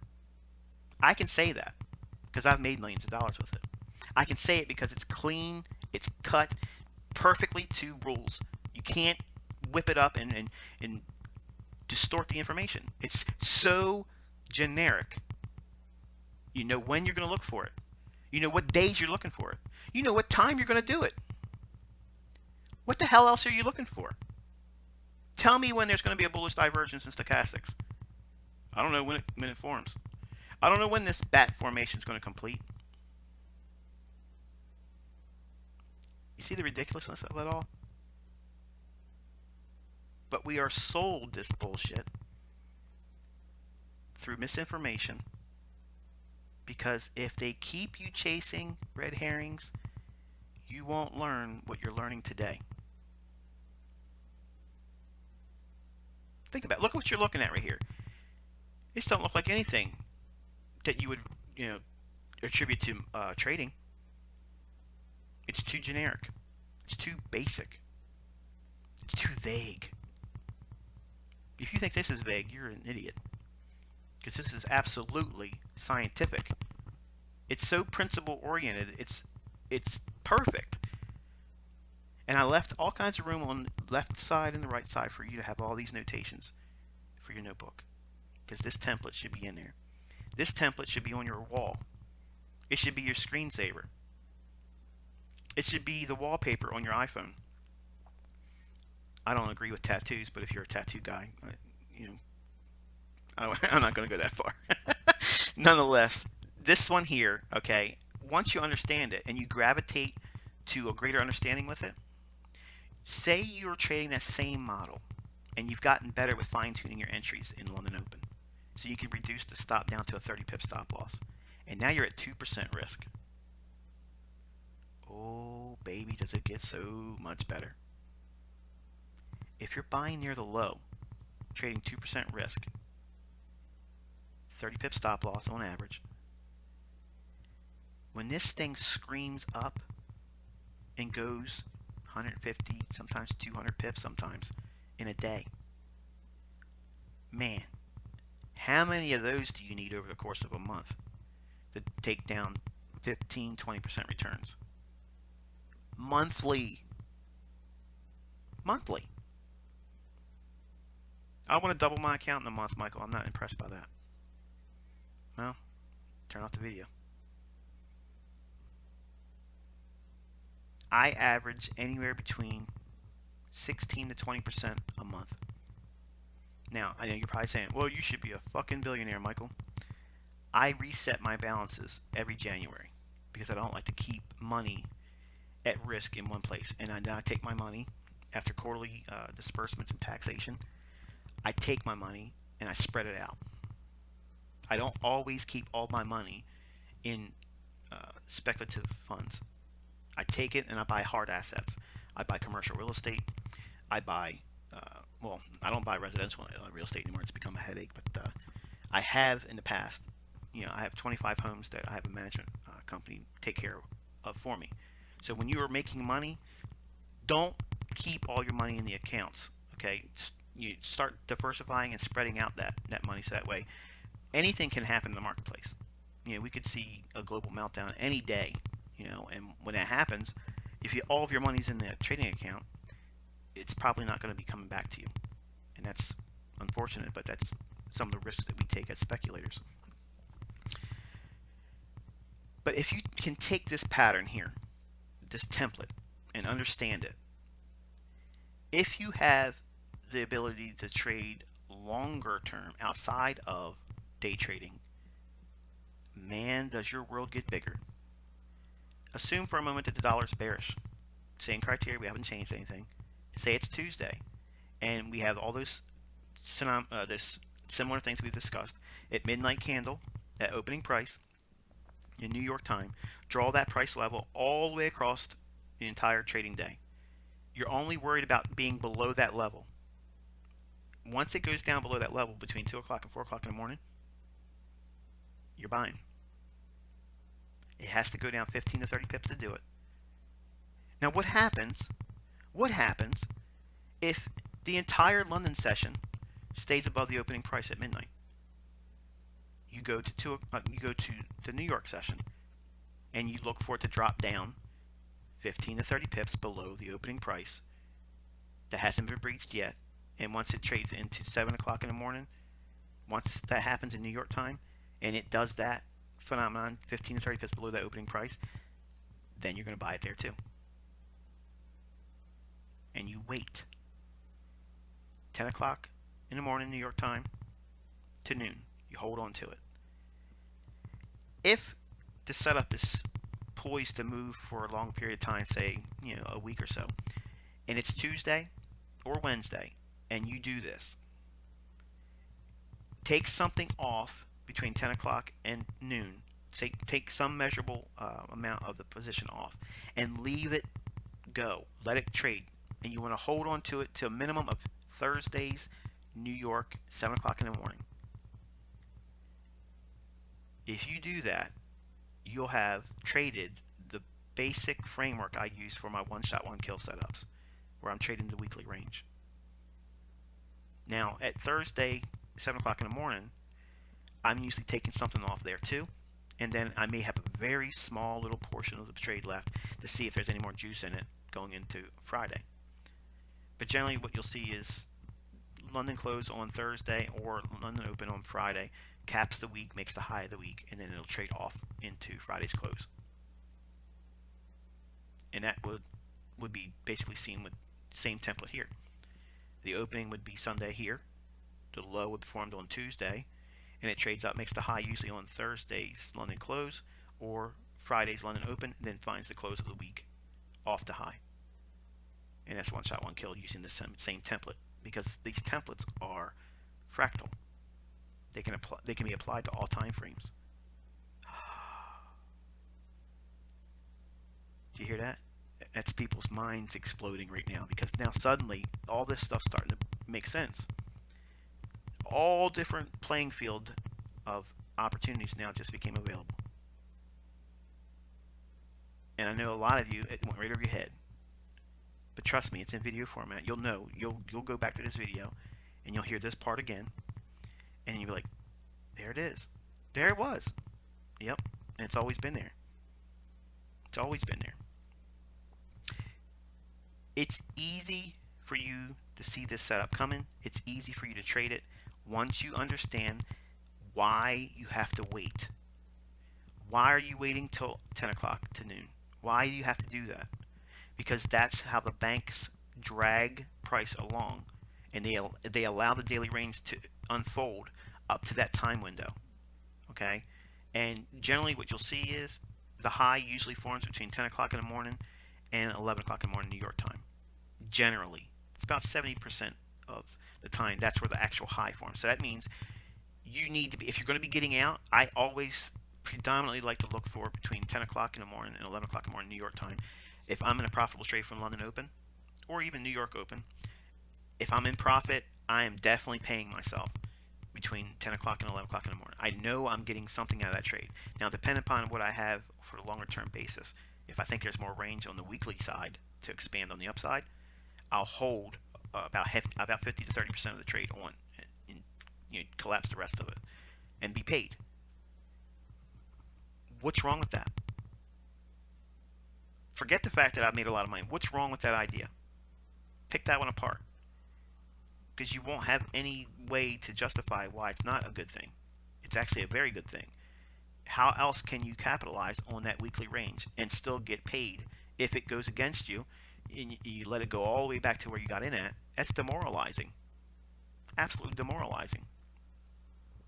You're in this to get paid, and it's not a exchange for time type thing like your job. If you've invested time and you've managed a position it's been paying you, know where you want to be paid at. You know when it's payday at your job, right? Maybe it's Thursday or maybe it's Friday. Okay, but you know that's the day. It ain't changing. They're not moving musical chairs. This is today's pay week, and next week we're going to probably pay on a different day. You ain't going to stay in that job long if it's like that. Just like in your trading, you have made a decision to be exposed to the marketplace. It's offering you pay. Take something out. You have to do that. And here's the thing. When you do that, it's a lot easier to hold on to this, because you got something out. You've taken some skin. You've taken a pound of flesh out. You've eaten a little bit for the day. It satisfies that insatiable it satisfies that that desire that's in all of us. Okay, it's an insatiable desire to be right, and that's what that answers. It suppresses the desire to do something, because you're going to be like a deer in headlights. You're in profit. It's running, and holy shit, do I get out? Where do I trade my stop loss? Think about it. You're a new trader. You're in a profitable position. That's worse than losing money. Think about it. It's worse than losing money when you're a new trader and it's making money quickly and exploding in your favor. You don't know what to do. You're second guessing. Should I get out?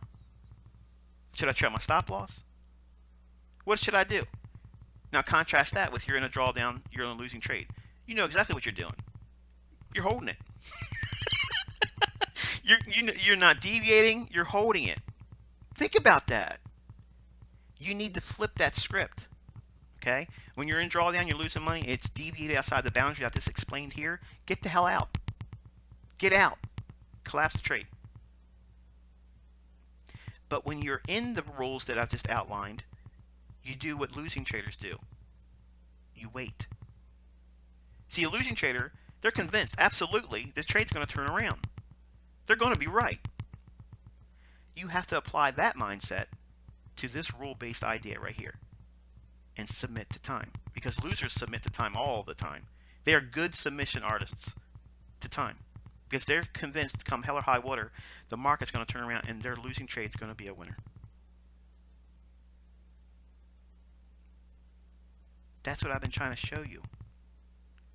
That paradigm shift, that has to take place between your ears. It's happened with me years ago, but I can't take that and put it into a teaching where it just automatically downloads into your brain and you start doing it too. You have to make a decision that that's how you want to do things. And it's going to be hard initially. It's going to be uncomfortable, but you have to submit to it. Trust it by seeing examples in hindsight. Study it. And we're going to look at examples. But until you see it over a period of time, you're not going to get it.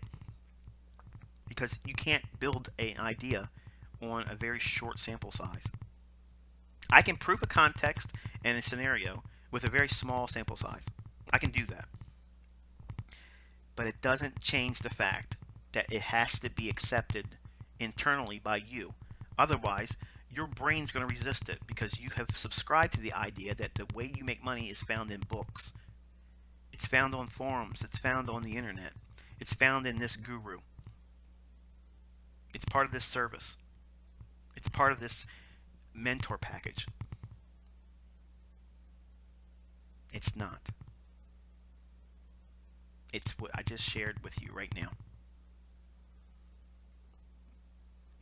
We covered every facet of trading on this one template right here. Psychology, controlling emotions. How do you do it? Keep your risk small, graduate in your understanding, then and only then maximize your risk up to 2% once you know what you're doing. When you no longer feel excited about getting in the trade, it's like, oh, here's another one. Here's my order. There it is. Now contrast that with now. Shit, man, I don't know. Should I buy it? Let me wait a little bit. Okay, oh shit, it's moving now. Let me get in it now. And then what are you doing? You're thinking, man, I'm chasing it. I know you won't say it out loud, but you're chasing price. And you know your stop loss has got to be way bigger than it needed to be initially. And now you're a Christian because you're praying to God, please let this trade pan out. And last time I checked, God's not interested in foreign exchange. You're going to see a great deal of maturity in your understanding if you apply what I've said up to this point. So if you have made a point to watch videos, make a mental note and physical note in your notes right now. Get the time on this video. And you really want to be watching this video up to this point right here a couple different times, especially if you're a new trader. You're going to want to come back to this one after you've gone through all my other tutorials, because what I just gave you right there was the Holy Grail. And I mean that with every fiber of my being. I gave you everything you're ever going to want to know as a trader. I swear that to God Almighty. I know that with every facet of my being. I'm telling you, that's exactly what you've been looking for. And how to use it to grow into a greater understanding. And it is the key to you finding consistent, high probability, explosive trades. Big, huge trades. And how to look for them and see them and anticipate them and trade them and manage them effectively every single trading week. It's not a 50 trade per month setup. That's why it's good. It's not an everyday trading setup. That's why it's the best.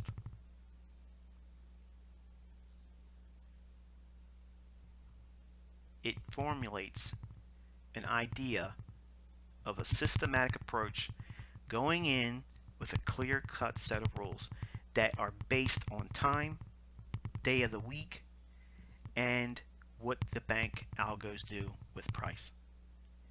This is the only way you're going to get in sync with the banks. The only way. And you will prove it to yourself. You won't be convinced by me talking about it. I could talk for 3, 4 more hours just on this one template, and it won't convince you any more than until you go into your charts and see it. See it. Study it. Write notes on examples of daily examples of it happening, and keep a record of how many times per week it occurs and what days it occurs, how it unfolds, how many pips it was offering you. When you see that, believe me, you will be excited. You will be so passionate about following this idea that you won't chase anything else. You will be a convert, not to me, not to the guru ICT. Okay, I don't want people worshiping me. I don't want that. I want you to do this stuff and be profitable and take it and bless somebody else with it. That doesn't mean take it and sell or repackage it or put it on your stuff and teach it. I want myself to be the only source of that. But I know some of you are going to take it and run with it and teach it and relabel everything. It's going to happen. But stop. If you feel that need, if you know you're here for that reason, stop just for a minute. Why would you want to do that when if you just traded it, you would do so much better? I'm telling you, I could open up a subscriber base business and you still all collectively wouldn't pay me more than I earn a month. I mean that. So don't do anything except for learn it, apply it, make money with it, and then find other people that are not doing well and just do something for them nice. And then tell me what you did. That's all I'm asking for. I do it all the time. That's the exchange for why I do it. I want a testimony from everyone, what they've done with it. I don't want to see pictures. I bought this car. That's not what I'm asking for. I'm asking for what you did for somebody else, that they didn't expect you doing it for them. Okay? So I have to tuck that in there. I like to do it every time I get really passionate. I'm really, really passionate right now, and you can probably hear it in the tone of my voice. I know a large degree of you right now are feeling relieved because you see something here being taught to you, and the only thing you had to do is pull your ass up in front of the computer and listen. Isn't that nice? Isn't it a beautiful thing to sit down and then listen to someone tell you, hey, number one, you can do this. There's a way out of what you've been doing to yourself that's been hurting you. There's a way to define how you're going to trade. Every single time you're going to take a trade, this is how you're going to do it. You're not going to Mickey Mouse around. You're not going to twist it up. You're not going to deviate. You're not going to tweak it. You're not going to ask for somebody else's opinion. You're not going to look for encouragement from someone else that does the same kind of ICT stuff. You are your own island. There's a saying that no man's his own island. You are, in trading, you are. You have to be. You absolutely have to be. You're the CEO of your corporation. And this corporation that you're trading either sinks or swims based on your understanding. And if the CEO of any company is out of his gourd or her gourd and doesn't know what he's going to be doing or have a clear-cut rule and business plan, that company's going down.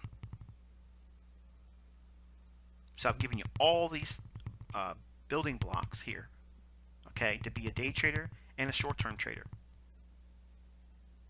There's no reason why you can't be profitable now. And we've only talked about one particular setup. When's it occur? How does it occur? How to trade it? How to profit from it? How to manage it?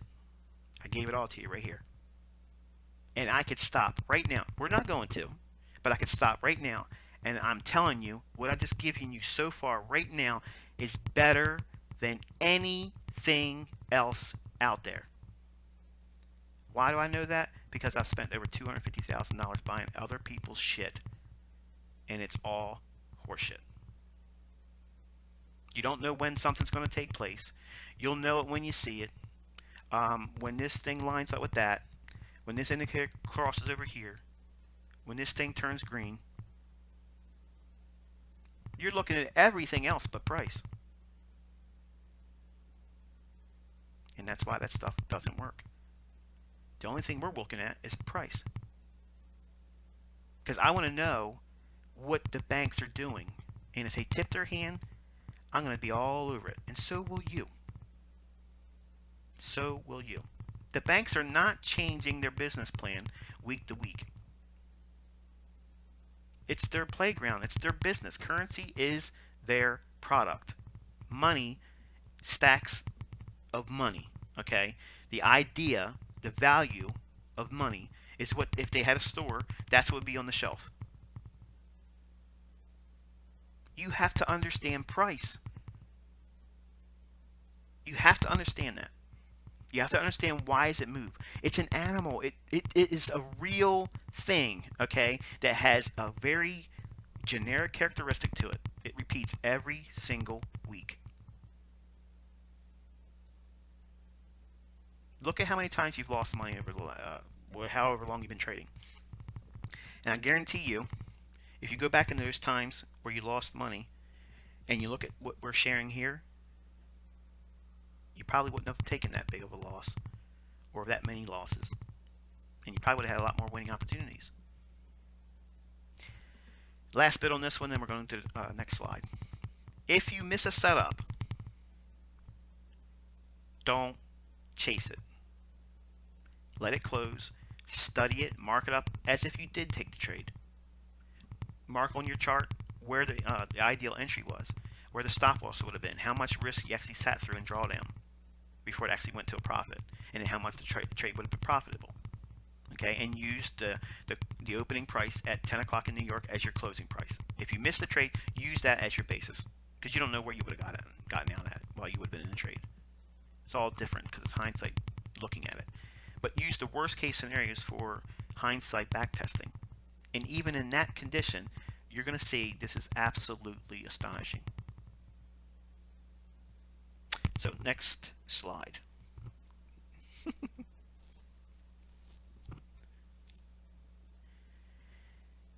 All right, the next one we're going to look at, let me double check, make sure we got audio because we had issues last night.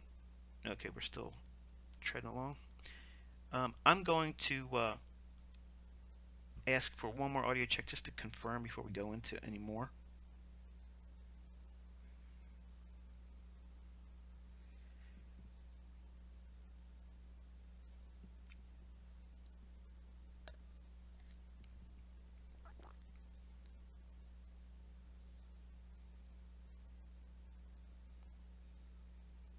Thank you so much for that. All right, so the next one we're going to talk about is the London swing to Z-Day. Now, again, because we're predominantly looking at buying templates for intraday price action, what we're giving you is an idea on how I internalize what is going to most likely unfold for the daily range. Obviously, because we spent the lines portion of the presentation on the first template, that's where everyone should be looking for. That's the one everyone should be studying and hunting. You want to stalk setups, that's the one you look for, okay? That big classic buy day or sell day if you're going to be a bear. Just reverse everything in all these templates for the sell side. ICT London swing is traditionally going to be very close to what you see going on in that first template. It's going to look like a classic buy. What will happen is it'll drop down from the opening price at midnight and give you a really good entry price to get in and get long. Unfortunately, it only goes up a little bit above the opening price and then fizzles out and trades back down and then eventually goes into a range-bound consolidation. Now, when this unfolds, it generally is, it's going to be in the middle of a larger swing. So if the market is on a daily or 4-hour chart, allowing potentially higher price moves, but it's already moved a great deal already quickly, the market's going to want to consolidate. Now, strong moves don't really retrace that much, and that's why this template will actually be occurring. So what happens is if you say, for instance, you have a really strong Monday and Tuesday buying scenario, okay, maybe those 2 days have been a classic buy day, and we had two really explosive up days, and maybe it's moved like 300 plus pips. The market's going to want to take a breather, and it still will give you a buy in London, but you have to be anticipating this template on the heels of a big series of 1 or 2 or maybe even 3 trading days. Maybe Monday and Tuesday and Wednesday have been up days. This will probably occur on Thursday. Okay, generally Wednesday or Thursday, this is the day that this type of template will occur because it needs to pause. If the market has moved on a larger time frame, daily or 4-hour setup, and it's came to the end of the move, in other words, it's moved up for a while and we're hitting resistance levels, this also can form there as well. Okay, and what it'll do is it'll create usually like a swing high on the daily or 4-hour chart, and then the next day it'll start rolling over, going weaker. But you can still profit, and this is one of those templates that why I preach hard and fast. You have to take profits, some measurable amount of profit at 7 o'clock in the morning. If you've traded London Open and you have profits at 7 a.m. in New York time, take something out, especially if you're over 20-30 pips, because if you don't, this is what could happen. You end up getting caught in the middle of range, okay, and or like we'll see later in other templates, it could be a reversal market profile, and you'll lose everything you've made and probably a larger stop. So again, the criteria is still bullish. The dollar is going to be bearish. Foreign currency is going to be bullish. This template will unfold as a classic London Open buy. So between 2 o'clock and 4 o'clock in the morning, it'll give you a buying opportunity. But once it trades above the midnight opening in New York, okay, it usually will go a small deviation of time and price above the opening price. Now, for those that are familiar with retail stuff, this is generally when you'll see the R1 or the mid-level between R1 and R2 on pivots. Now, I'm not a pivot trader, but pivots, if you like them, this is that template to help you for that, because it will be just like clockwork. Pivots will work perfectly in this scenario or this template, and that's why they work a lot, in textbooks, because they'll use this scenario here. Big explosive days, pivots sometimes don't give you any lineup at all. So the criteria again is middle of a larger swing on the higher time frame, daily or 4-hour. So it's going to want to pause and collect itself. Okay, notice it's not having a lot of retracement, which is typical of a very strong dynamic price move. Big strong dynamic price moves have little to no pullback, but they do have consolidation days. That's what you're seeing here. Okay, so the moral of the story is, by paying yourself in New York, if you've been profitable from a London Open trade, pay yourself in New York will keep you out of being beaten up or driving yourself crazy with this. Once you understand currency correlation also, we could see this scenario like this. Say it's weaker dollar, like the context of all the buy templates would be. Weaker dollar, strong buy opportunity happens in, we're going to say the euro here for another example. London Open trades down 15 to 30 pips below the opening price at midnight in New York. You buy it, it explodes up and trades above the opening price. So maybe you got 30, 40 pips in the trade. Collapse some of the position, pay yourself, put a break-even stop on. If you don't do that, okay, if you don't do that and you start seeing price start to meander going sideways like this, what does that teach you? Don't look for a continuation or a New York setup in the middle of a larger range trade if we're on the heels of 2 or 3 big days up. The market's going to most likely consolidate and go sideways. You've seen me many times in live sessions, and you've seen it on Twitter where I'm saying, okay, look, it's going to go back to equilibrium. And that's what it's going to do. It's going to create a day of equilibrium, which is nice, because eventually, if it's going to be a stronger move, you'll have an initial move the next day or the following day after that. And once it comes back to equilibrium, boom, you got dynamite right there. It's going to explode up, and then the larger price swing will unfold. But you have to learn to pull the plug intraday. If you see this unfolding, in other words, if we make a London low and we trade up, you take some profits, and then we get back below the opening price around midnight, do not chase. Don't chase a New York buy in that criteria if we have 2 or 3 up days that just passed, because it's highly unlikely that we're going to see an expansion on the upside beyond what we already priced in. Okay, it's going to go into consolidation. It's going to create a very narrow day, which is nice because small ranges on a daily chart create what? The opportunity for big ranges to come. So you get paid essentially, nonetheless. You're getting something out of the marketplace, and then once you see it, just collapse the rest of your trade and just go back in the next day looking for the same scenario. if it doesn't create a scenario that lines up with a London buy the following day after this formation, chances are we're probably going to see a retracement, and you could be an intraday short seller and use the flip side of all these templates looking for shorts. So we're going to move on to the next template. So again, that was the London swing where it gives you a buying opportunity, and it moves into 7 o'clock in the morning New York time. You want to take your profits there because this is what can actually occur, and then it starts going sideways, and it'll just drive you nuts the rest of the day.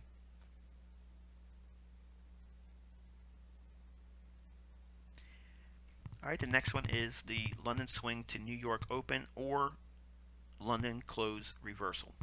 Same scenario, like every one of these templates, we're looking for a London open decline of some sort, 15 to 30 pips below the opening price of New York's midnight candle. Once it drops down and gives you a buy, okay, it's going to move up into a larger time frame or higher time frame bearish order block. It'll close a range and move back into a fair value level, or basically an optimal trade entry for those that know what I'm talking about from baby pips days. Or it will be a turtle soup. It'll run an old high, or it'll just be a classic resistance level on a monthly, weekly, or daily time frame. And then what happens is that once it trades up into that level, and it occurs at the time of New York open, and it's on the heels of a larger price move, this could be the transition point where the dollar is no longer going to be bearish, but moves into a bullish area of support. Then this is going to be a market reversal profile. Okay, it'll be a classic scenario of reaching for a higher price to reverse later on intraday. And then once it occurs, and again, it may require all the way up to 10 o'clock to noon, and then the market makes the high of the day there, and then for the next couple of days later on after that, it'll create lower pricing. But the profile or template is used to run up into a higher time frame daily and or 4-hour bearish resistance point. And again, it could be a bearish ICT order block. It could run an old high for a turtle soup, or it could close a range for like an optimal trade entry. So it's very easily understood. If you look at higher time frame price charts, you'll see many examples of that. But it'll eventually come all the way down, clear out the low of London. And if you understand my market maker buy and sell profile, the market maker sell profile is what you'll see in this market reversal profile. It'll have the low created in London open. That'll be the initial consolidation area.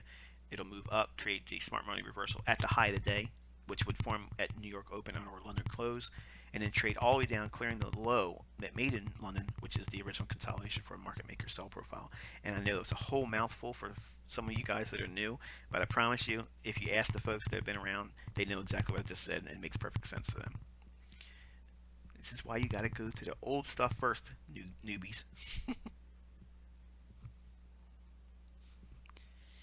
All right, the next template we're looking at is the range to New York open and or London close rally. Generally, this is going to be a non-farm payroll event or a FOMC event. The market will be in consolidation. Again, we're sticking with the synopsis. The idea that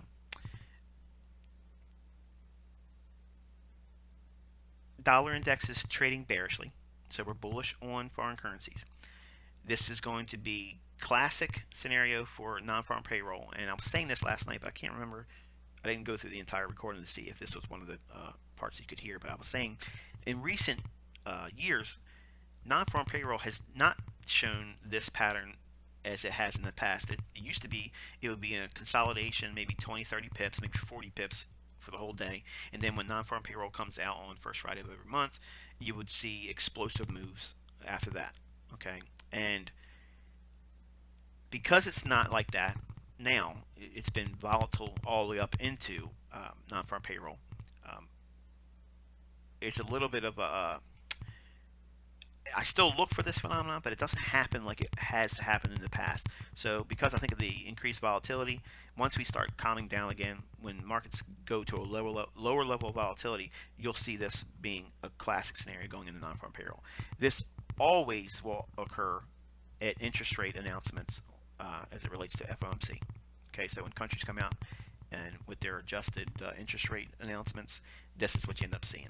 And the way you understand if it's going to be a New York open or a London close scenario is that if it's going to be a non-farm payroll day, well, the low is going to be run out initially, and that's where you're going to be looking to be a buyer. And this is what I use to trade non-farm payroll. When you've seen the live examples of uh, what was it, January and February? Yeah, or March. Was it February? I think it was February, March. Whatever it is, they're recorded. They're on my website and on the YouTube channel. But I use this template, and I use the one later on when we talk about that one as well for trading those non-farm payroll particular days.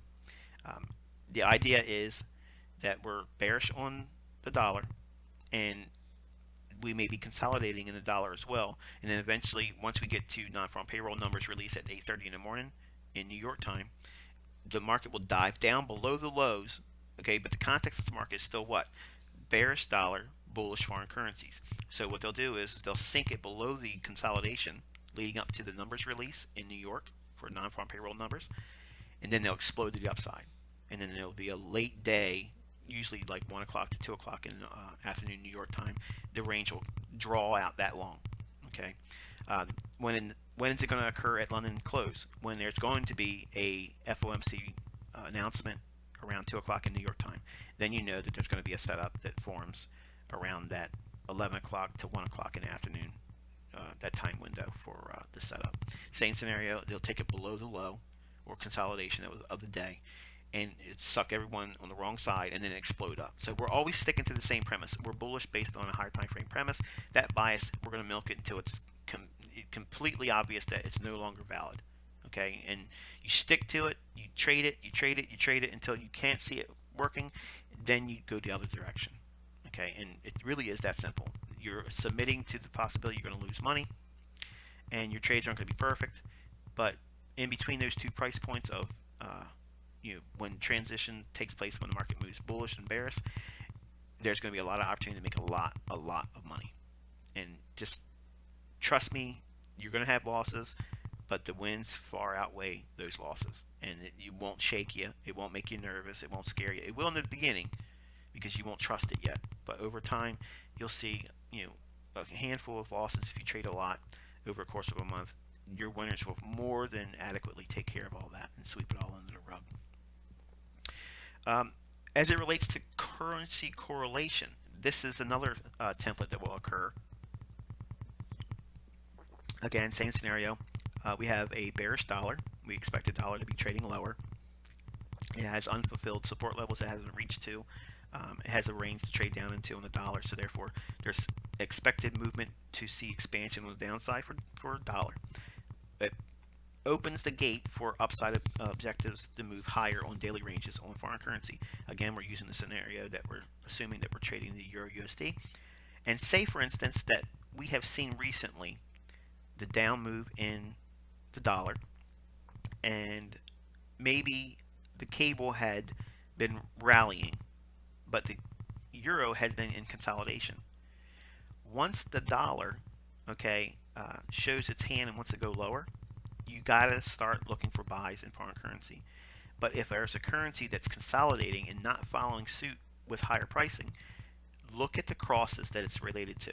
Because I'm a fiber and cable trader, which is Euro USD and British Pound USD, if I see one of those pairs being consolidated and they're holding those particular currencies in a tight consolidation, but the other one's closely correlated to it, like the British Pound USD is, if pound is rallying aggressively in concert with the lower dollar, but euro is not, if I've missed a move in cable, I do not care, because I'm going to look at that profile that's staring you right in your face right now. This template is what I'm going to look for in fiber, because once euro pound meets its support level, because that's what's going to happen to cause cable to rally and euro not move. So what's going to be happening in the euro pound? Euro pound's going to be dropping. So once it hits a level of support, cable will move to consolidation and wait. Euro will be permitted to rally. And then you'll see this template unfold. You have to look at the time of day when it's occurring. You have to be looking at your crosses. Euro pound, if you're going to be a fiber or cable trader, you have to understand that particular currency pair. If you do not understand that currency pair, I promise you, you will get smashed. You're going to miss all kinds of wonderful opportunities, but you're going to get crushed and you'll be like, I don't understand this. This doesn't make any sense. It won't, because you don't understand how they're manipulating the entire currency board. It's manipulated with the crosses, okay, through the use of the majors. If they manipulate uh, euro dollar and hold it in consolidation, they're doing it because they're moving the crosses. It's simple as that. It's very simple. If you're seeing euro being in consolidation and dollars rallying, dollars dropping, cables rallying, and euros in consolidation, big setups are happening in euro yen. Euro yen is going to be rallying because euro is going to be consolidation. You're going to be setting up a beautiful opportunity that day or whenever the euro pound hits its support level it's waiting to hit. Once it does that, all focus needs to stop off of cable because it's already shot its wad. It's done. It's going to be waiting up there for for euro to close that gap so they can rebalance because they're correlated pairs. They will move in time given that amount of time. Remember that submission to time thing we've been talking about? You got to submit to that. Cable may be leading the pack now, but like it says in the Bible, the first one now shall be later last. Fiber will get back up there with it if you give it time. Look what's recently happened. I called a long, drawn-out consolidation last fall in euro. I told everyone where it was going to go multiple times. It's in recorded format. It's all there before it ever happened. And it's all based on these understandings. I'm not changing things around, and you won't need to either. Once you understand it, you agree with the ideas, you subscribe to them, and you stick to them. Come hell or high water, these are the principles you're going to stick to. And once you do that, you'll always find a way to get in sync with the banks. You won't every day be in sync with the banks, but you will always find a groove eventually over the course of a week. Plenty of opportunities for you to bank some pips. There's many ways to skin a cat. And this profile or template for intraday price action is seen when the decoupling happens, when currency correlation has met its objective. In other words, the scenario is arriving at a bearish dollar. Every currency that's foreign should be rallying. If a particular currency is consolidating, man, check the crosses because that will unlock everything. And then come back to that one, because when those crosses meet their support or resistance level respective to what you're looking for, the next shoot or drop will be in that consolidated pair, and then it'll close its range and get back in sync with its correlated partner. For instance, fiber and cable, those two are sisters. One might be stronger than the other on a short term, but they'll always get back in sync with one another. They always do, and that's how you use currency correlation. All right, the next one here. Just want to double check. Okay. I'm very scared that I'm going to lose the audio because I've been talking a lot and I really don't want to do this one all over again. So we have a consolidation raid on news release. Now this one is FOMC specific, and also it can be seen the same way we just disclosed the currency correlation idea. Same thing applies here. Okay, the FOMC I think is the large one. This scenario usually unfolds around interest rate announcements. It can be non-farm payroll, but usually it's not that one. It's the FOMC interest rate stuff that usually happens around 2 o'clock in the afternoon in New York time. If the market's consolidating and all things being equal, say euro and cable are in sync, they're moving in concert with what you see going on in the dollar, so there is no break in correlation.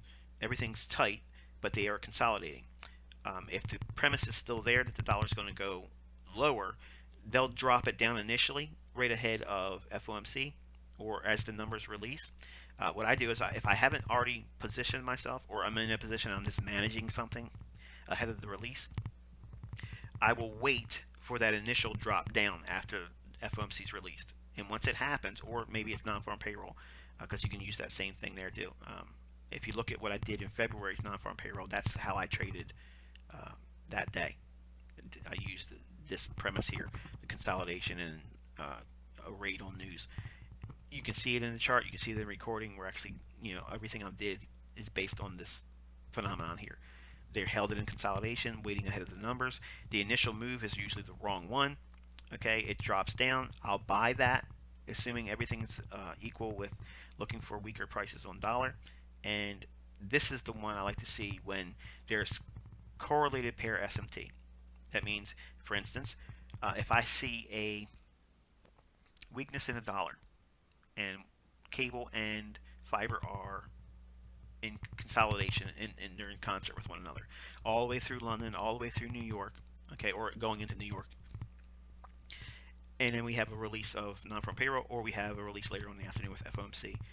I will wait and anticipate a move down below the consolidation. Okay, it doesn't have to be this graduated below the consolidation. It could be just a little bit below it, but once it trades below it, I'm in there buying it. And it's not going to feel right, especially if it's an interest rate announcement. But once it does that, I'm in there and I'm waiting for immediate feedback.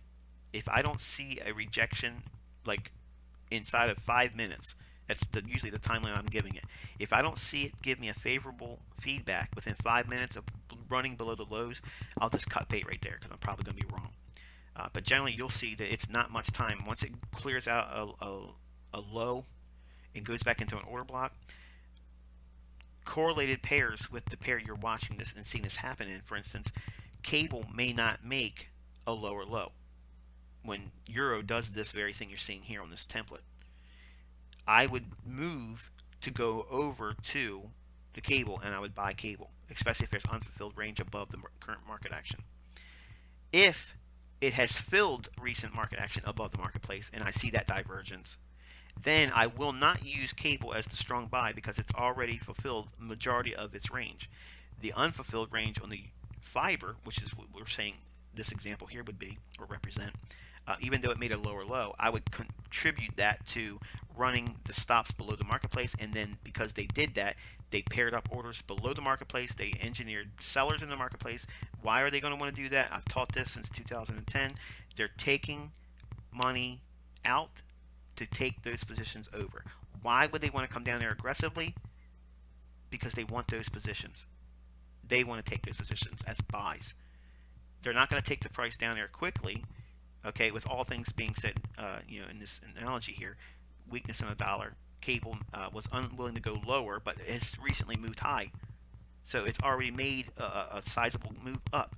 And cable, because it's already priced in a large move, fiber may have unfulfilled range or price objectives above current price action ahead of the announcement. So when this news release comes out, they sync it initially. Gets everybody wigged out. They don't know what they're doing. They think it's going to break lower. So they start selling short. Sell, sell, sell, sell, sell. All that engineered liquidity poses beautiful opportunity for liquidity to be there when large entities go in looking to be a buyer below the lows. And when it does that, you see the classic raid or whipsaw, bang, turtle soup or SMT correlated divergence right there. Bang, it takes off, and then the fiber will explode. So there's a lot of things you have to weigh, even though SMT divergence between correlated pairs, and SMT is smart money tool or smart money technique, which is you're looking for correlated pairs to agree. If they move down, they should be making lower lows in concert. If one fails to do that as a crack in correlation, there's probably some accumulation going on right there, and you have to break down the dollar and the correlated pairs together to see what's most likely going to happen. It's a confirmation tool. It's not a selection tool, so don't go in there looking for it like it's a stochastic divergence. But that this template here, if you see consolidation, these are all the things that you want to do, going through your mind, and the internal dialogue that should take place. That's what I do. It's how I do it. It's how I'm able to call moves ahead of the time and tell subscribers and people that are on my Twitter. If you're not aware of my Twitter, it's ICT, Inner Circle Trader, ICT_M Huddleston. I got a lot of new people asking what my handle is, and that's what it is. But this template here, again, is usable for when there's been a break in correlation, when that pair that has not been moving in concert. Usually you'll see the same phenomenon too. So it's not just limited to just the raid on news, but you'll see that happening right here. That'll be the occurrence that usually takes place around FOMC or non-farm payroll. Next template.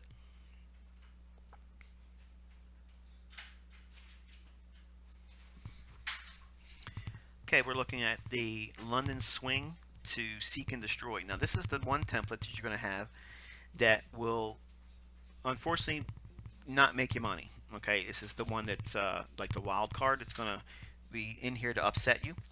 You're going to see many times it'll give you an opportunity. It gives you the London Open buy. If you're bullish, everything looks like it's going to give you the classic scenario, but it doesn't come to fruition. Okay, it'll go just a little bit above the opening price from London Open if you're getting in there on a buy, because assuming everything's equal here, we're looking for weakness in a dollar. All of a sudden, you're going to see a drop down after midnight in New York, 15 to 30 pips. You'll end up going in there as a buy, and you'll buy it. But it only goes a little bit above the opening price. No meaningful amount above the opening price. There's just no way for me to determine this, because this is the one you're going to lose money on. What will happen is you'll expect it to expand into 7 o'clock in the morning. It won't. It'll come back down, clear the low, and that's where your stop's going to be. And then where does it go? It runs back above the high that was formed prior to you getting stopped out. And then what will happen is you're thinking, okay, well, it was going to just do that. Now it's going to continue to run. And then you'll go into New York, try to buy it there as a continuation, and you're buying the high of the day. And then it trades all the way down, clears out the low that was made at the initial stop out of London low. So now it's made even lower low. And now you're thinking, okay, it's going to break down, or that was the run on stops. So either way you're going to look at this thing, you're going to be wrong. Then it rallies up, goes back in the middle of consolidation. You're thinking, okay, they cleared up the stops one more time. It's probably going to go for the high now. And it won't. It'll retrace deeper, but won't run out the low that's created after taking the stops twice on London. Then it goes in consolidation, and you think the high's priced in. It's not. It comes up and blows out the high, and then it goes into consolidation. It clears the board. It takes all the participants out of the marketplace that are in nearby stop locations. It just kills them, and that's why it's dubbed Seek and Destroy.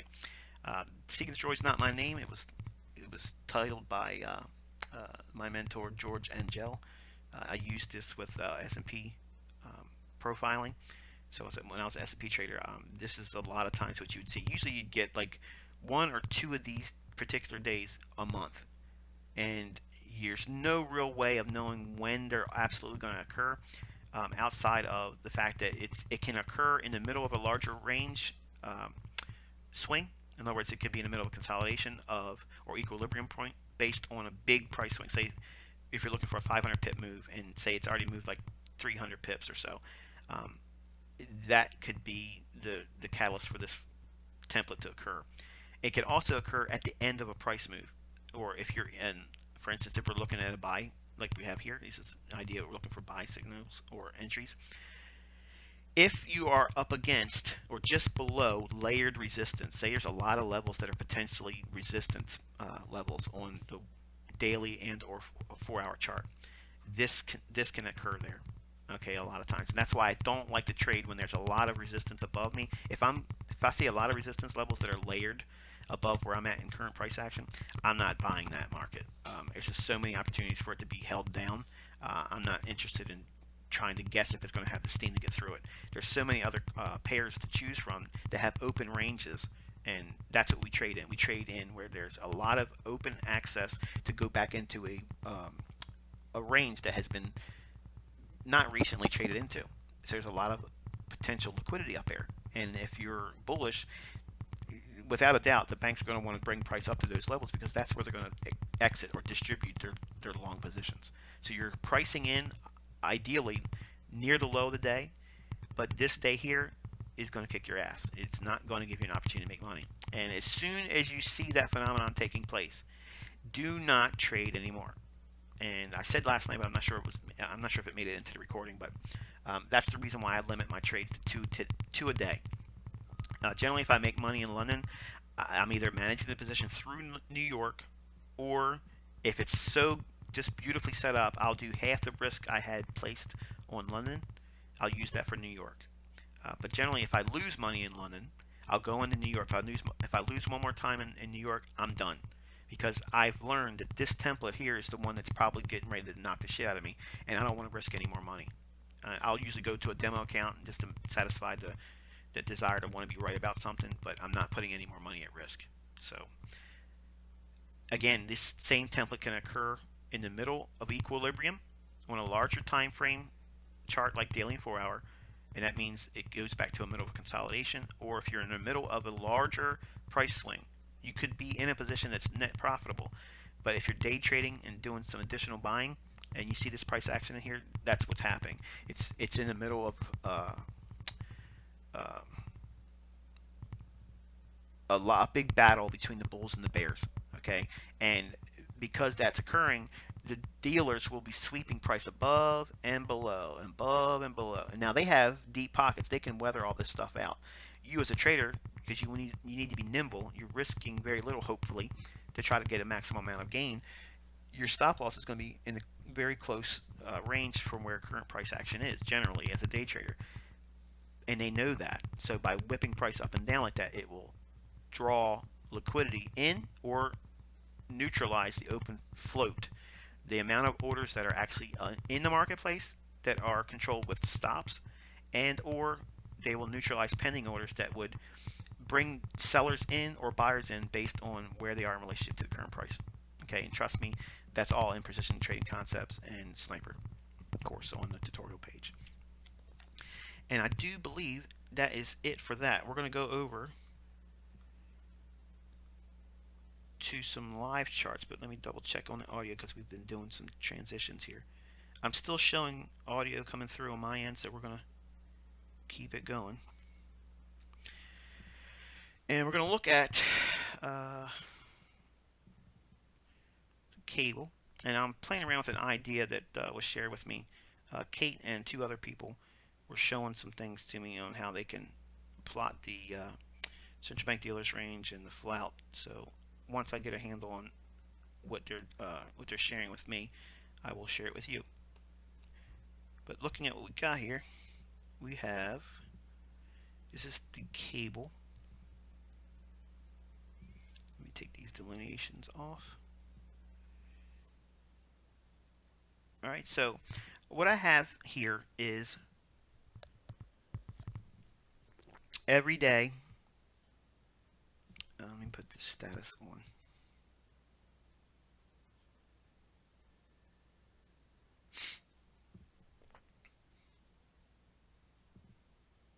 Okay, so every vertical line here, okay, is 4 GMT in this platform.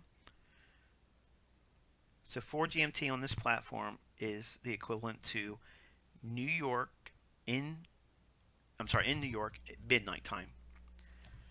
Now, before daylight savings time, it was I was always going to 5 GMT, but now it's 4 GMT on this platform. So whenever they do time shifts, it causes problems for my subscribers, not so much for myself, because I allow for deviations in all of my time studies. For instance, like we were talking about earlier with the classic buy template, the idea of being a buyer just in 2 o'clock and 4 o'clock in the morning, while that's great for you as a learning trader, because I'm a little bit more speculative than most and I have the experience behind it, you'll eventually start looking for early signals as early as 1 o'clock in the morning in New York too. But don't worry about that. You'll probably see some of those things occur early on, and that's a test to see, can you still stick with the idea of only trading between 2 o'clock and 4 o'clock in the morning with those premises that we made earlier in this presentation, which I'm not going to go over again here. This is definitely going to be one of those videos you're going to have to go back to a couple different times, because it's 2 decades of information slammed into one presentation. And trust me, I'm like a warehouse of information. It's just, we're not even close to me getting to where I really want to take it, but I'm going to be respectful to the amount of time you guys are willing to sit in to get through some of this. So we're going to go about another 30 minutes, and then we're going to close it, because I do want to eat. I haven't eaten anything today. So here's the idea I want you to take a look at. And some of you guys that have been around me for a while know this idea. It's not a new principle. It's what we do here. If we are anticipating bullish prices, Okay, if we're looking for bullish pricing, we're going to be looking for certain templates to unfold. Okay, and we have one here. We're going to just look at the. Let me do the delineations. Just double check. All right, so we have Sunday. Here's Monday's trading. Here's Friday, Thursday, Wednesday, Tuesday. Okay, Tuesday's trading. On Tuesday, this vertical line here. Let me go in here and change this because I really want you to see the separation so we can see what we're looking at, why it makes sense. So that way when you go into your charts, you'll be able to see it and it'll make a lot more sense to you while you're studying. Well, that didn't do much now, did it?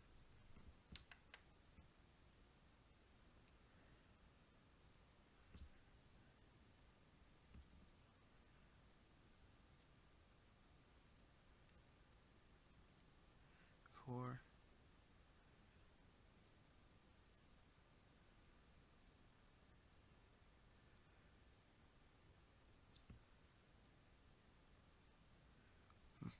Well, let's just take these off, and there you go. The only vertical line you got is that one. And why I went the hard way about that was, I don't know. I'm tired, I guess. So we have midnight each candle. On midnight, you want to get the opening price. Opening price on this candle is 142.40. 142.40. So anything below that price here is a buy, but it has to be 15 to 30 pips below. All right, so I'm going to test your memory. We said if the market is bearish on the dollar, okay, we want to see a buying opportunity in foreign currencies. If dollar's weak, we want to see buys in foreign currency. British pound USD is a foreign currency as a relationship to the dollar. So British pound USD on Tuesday, on Monday, and on Wednesday, we are hunting buying opportunities. We're looking for the price to move minimum 15 pips below the opening price. Okay, it has to move 15 pips below the opening price. What I'm doing here, here's 15 pips right there. Okay, so right here, 15 pips below the opening price. Let me zoom in because it's probably not going to be as tight on here as my recorded videos are usually, because I can zoom in on that. I can't do it here, so I have to really dial in tight. All right, so we have, here is, make sure I do this correctly because I could very easily screw this up and confuse a lot more of you. That's 1 o'clock in the morning. Here is 2 o'clock in the morning, right there. Okay, so that's 2 o'clock. And I'm going to add one more.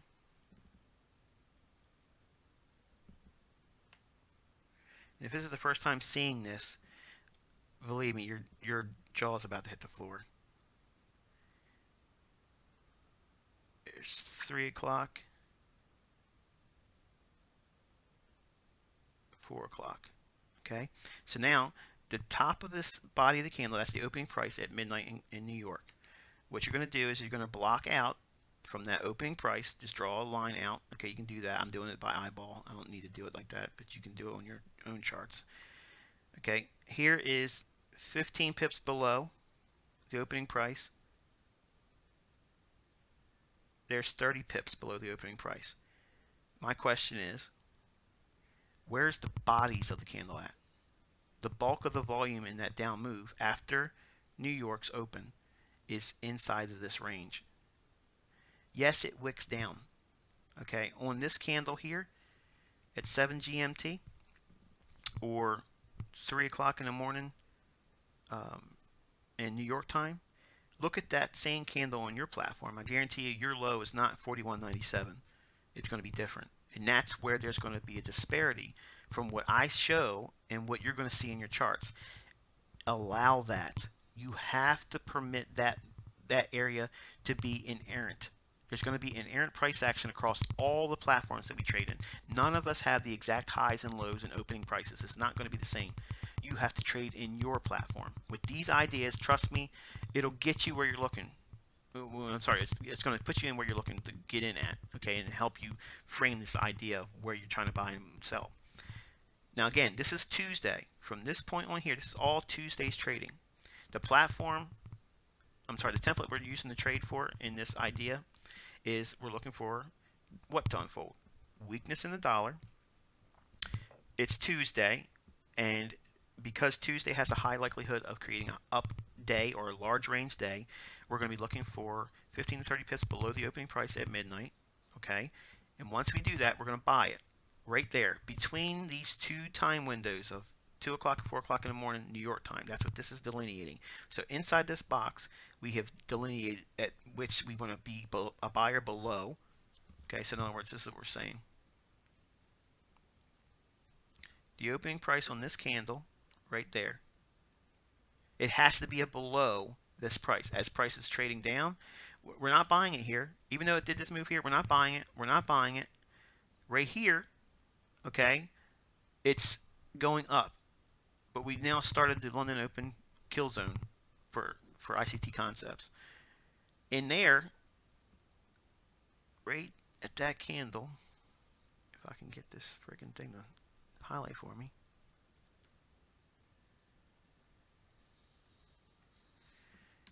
Oh, good grief.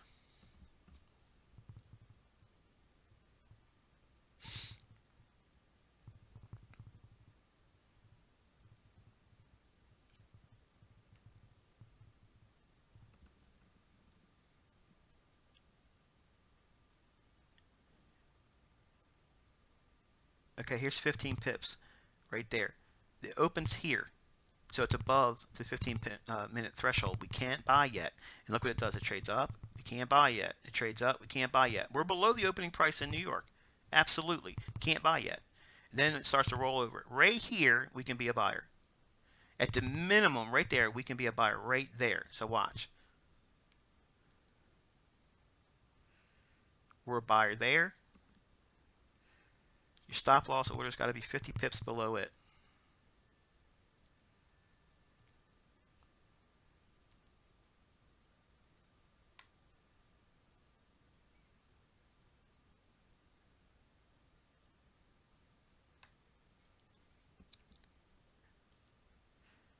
There's your stop at the bottom of this range here, or this box, okay, and your entry is here.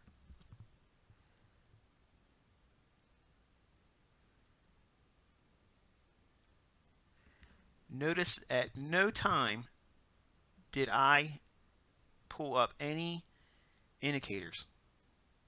All I'm talking about is time and price right now, okay? These are all rules that we just disclosed and talked about, and we're going to use the stop loss. We're going to note that as well.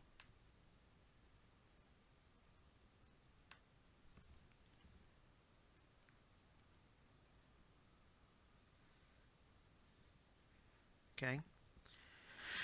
So adding to the spread 5 pips, we're going to say we averaged in at 142.30, and our stop has to be at 141.80. What's that? 80 or 75, whatever it is. This is the range at which our initial risk is. Okay, and we're going to say that we have bought one standard lot, whatever that is in terms of money to you. It doesn't make a difference. We're just using it as a means of defining the risk.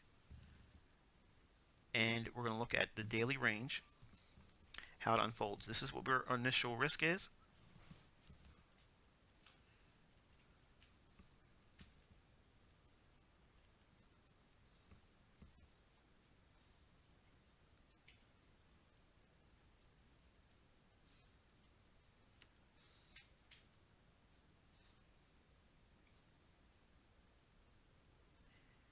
Man, I don't know why this thing is acting up. It's pissing me off. We're just going to do it the old school way. This is the part that used to piss people off. Man, ICT, did you know you could do this or that and the other thing with the MT4 and you won't have to worry about doing that? Alright, so we're going to show the reward potential on that initial risk, just on this one particular day here.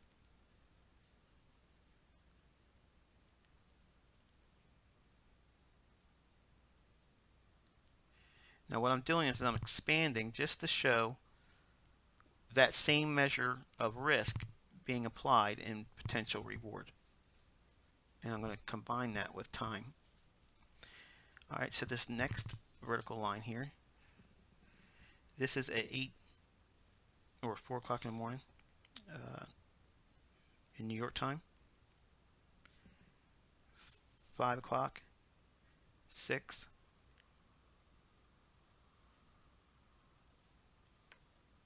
7, 8, 9, 10.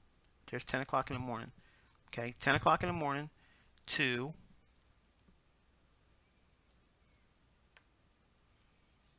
11, 12. There's 12 right there. It's 10 o'clock to 12 o'clock in the afternoon or morning, New York time.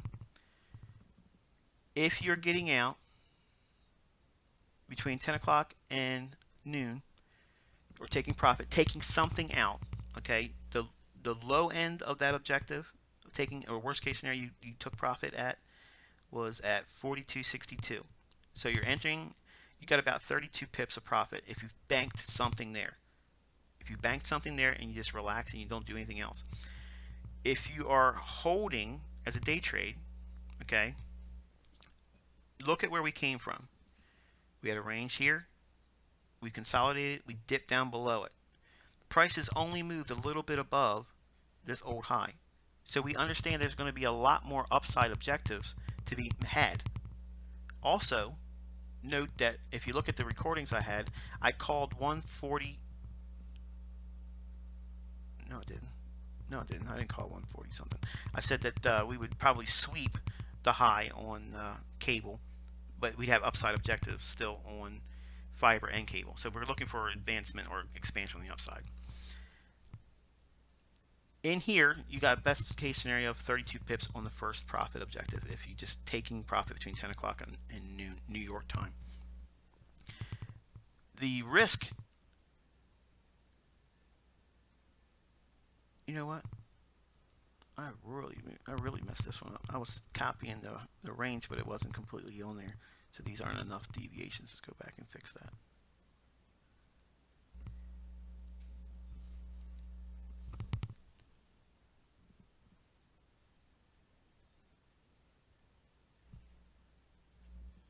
There we are. So we have 1, 2. So there's two reward to risk of 1. That scenario right there. By 10 o'clock in the morning, we really don't have it. We don't have it. We got just in the vicinity of it here. Didn't even make a 2-to-1 yet. The upside for cable and fiber were still on the cards for possibility, and we had weakness going into the dollar. So the scenarios that we were describing in this presentation are still there. But notice what we did. We only came above this high rate in here just by a little bit, and it consolidated and wound up and then released. I'm going to ask you to go back and look at the economic calendar for last week and line up those high impact releases and look at the time of day they were released. Okay, look at those things and also factor in the templates that we described and the time of day and when they occur. And you're going to see on Tuesday we had late afternoon announcements.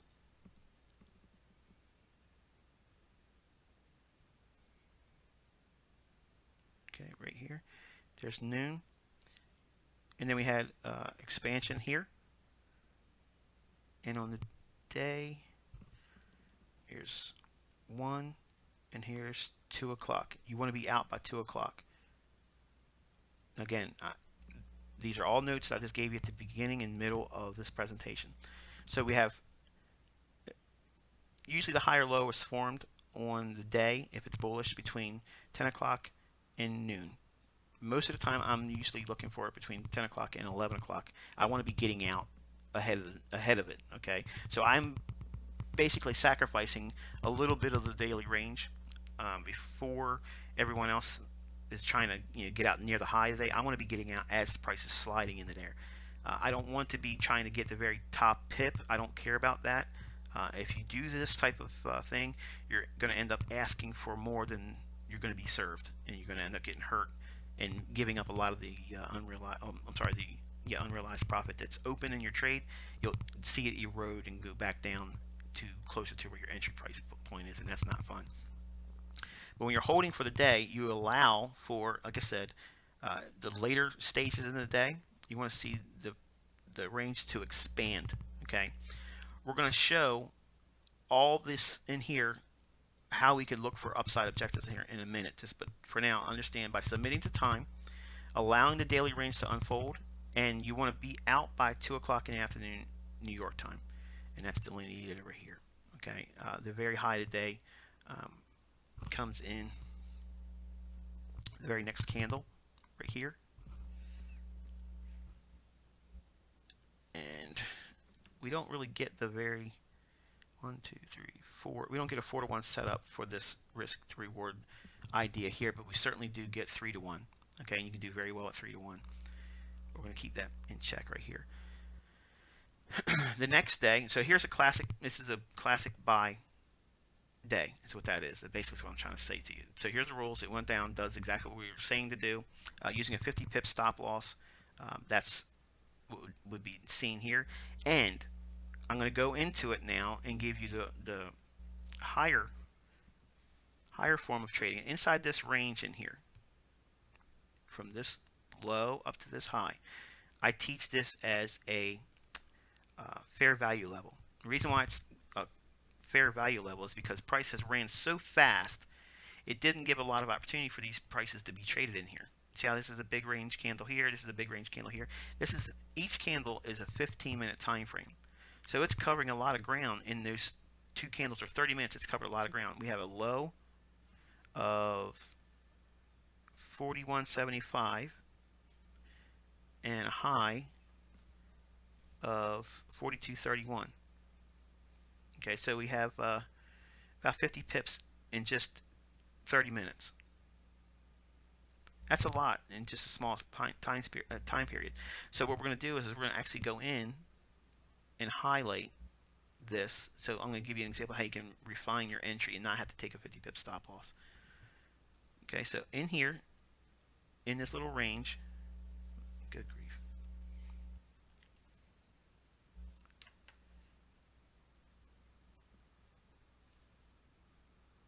We're going to say inside this orange box, okay, once we drop down into a 5-minute time frame, we're going to look at this little area down in here that we've highlighted. So we're going to highlight that small section of time, which is the London kill zone, or the time between 2 o'clock and 4 o'clock in the morning that we would look for buys. We're going to look inside that same range here, all in here, and see if there's anything in here that I teach that you use to fine-tune your entry. This is a 15-minute time frame. You can drop down, and once you understand what you're looking for, you can drop down into a smaller time frame, 5-minute. So here's that orange box that we just had. Okay, we like to buy at down candles right before the big move. The down candle right before the big move is where banks and institutions buy. They buy when it goes down. So right in here, we note the high of that candle, or the body of the candle. Right in here, that's influential now. Okay, so if price could trade to that level, or deep, not deep, but just below it, about halfway point of that candle, that's a really good area where banks will buy. Why am I saying that? Because they've shown a willingness to do it here. Okay, retail doesn't move price, banks do. Here's that same blue area we refined. In that same blue area, that's the kill zone between 2 o'clock and 4 o'clock in the morning. Price trades down and hits that level at 142.04. So now we can say we're buying 5 pips above that level, or on a limit. So if it trades to 142.04, a limit order placed with 5 pips above it would place us at 142.09. We can round that to a round number of 142.10. So we're going to say, for sake of example,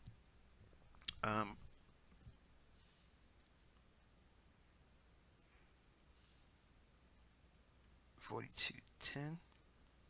That's our entry, and we'll just put it as a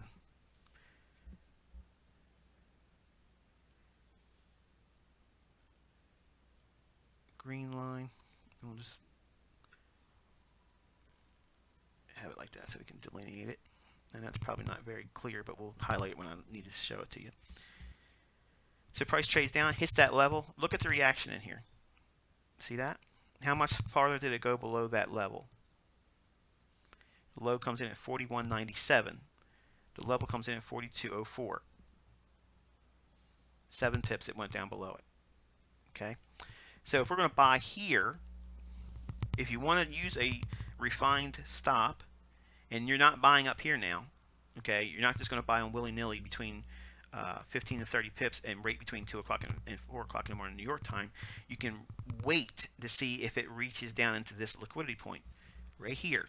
This is the ICT bullish order block. And if you're new, trust me, it looks like I'm form fitting, but it's not. I've got folks that traded this same trade. I can tell you where it's at in all my teaching. It's all my material. You'll see it happen. You'll hear me talking about it. If you're new, you'll hear still examples of this going forward. It never changes. The same type of stuff. But if you're going to buy here at this level, you're not buying it up here at 42.30 or 42.25. You're way down here at 42.10, expecting it to bounce off of this level. Now watch what you can do now. This stop range now can be changed and refined to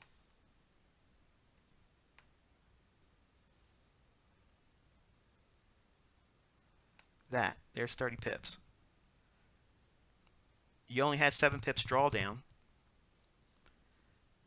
so your stop is way down here.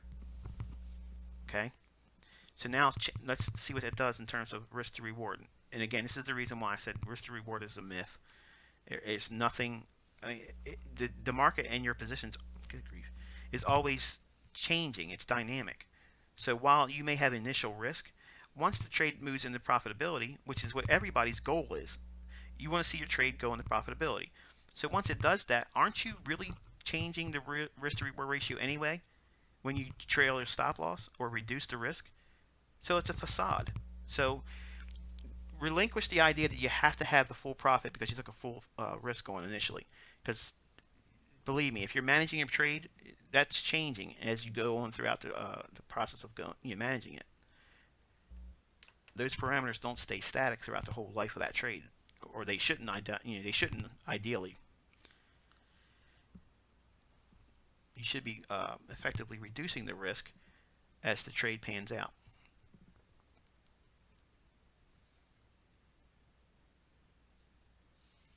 Now these are all conceptualized principles here of just giving reward to risk ideas and how the trades would pan out. And let me do this here. So again, we have 3-to-1 set up here.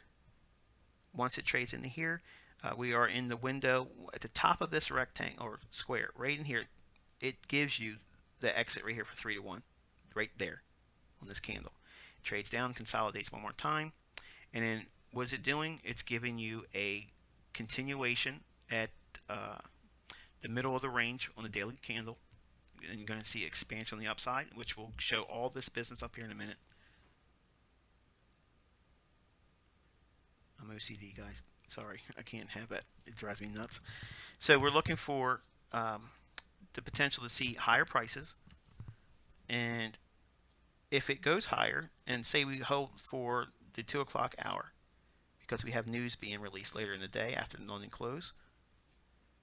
1, 2, 3, 4, 5, 6-to-1 reward to risk ideas. Okay, and it pays you that going into the 2 o'clock hour here. Now watch. When we go into the next trading day, we moved a great deal here.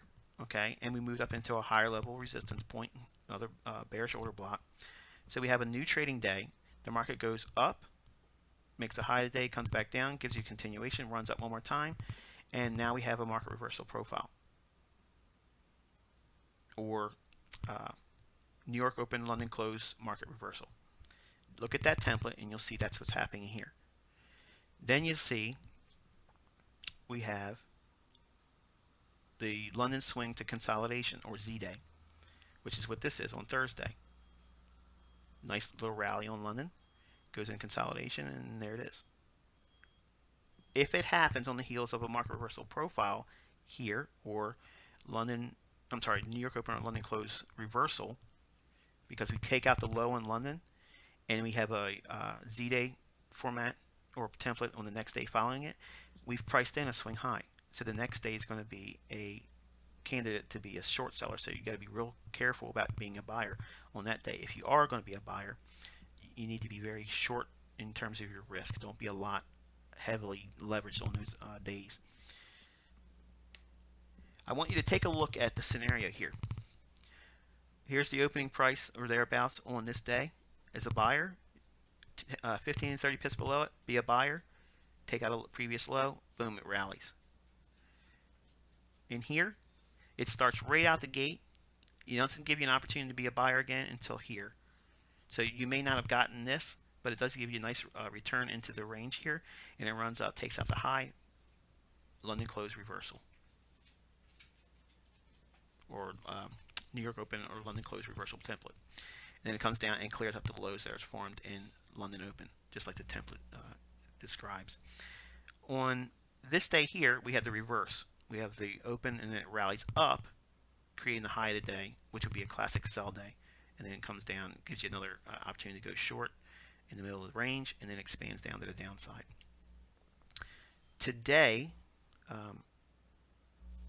we had market trade down into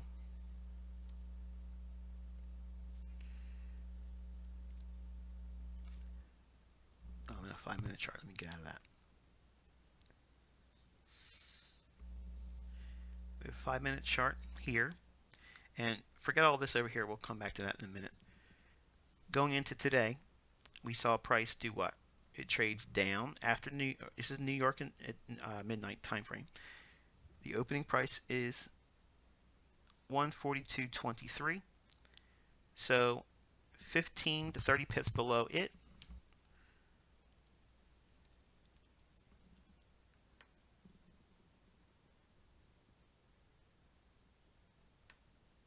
I'm just going to eyeball it, guys.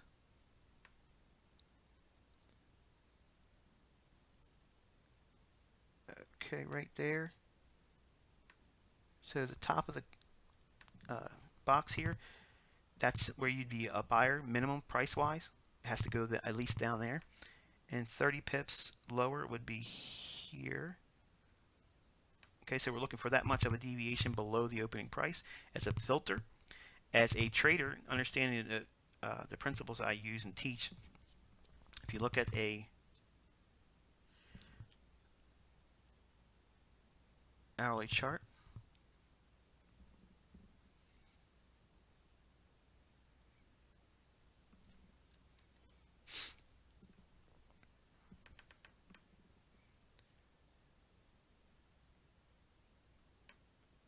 down candle prior to the up move, bullish order block. Okay, what you're going to do is you're going to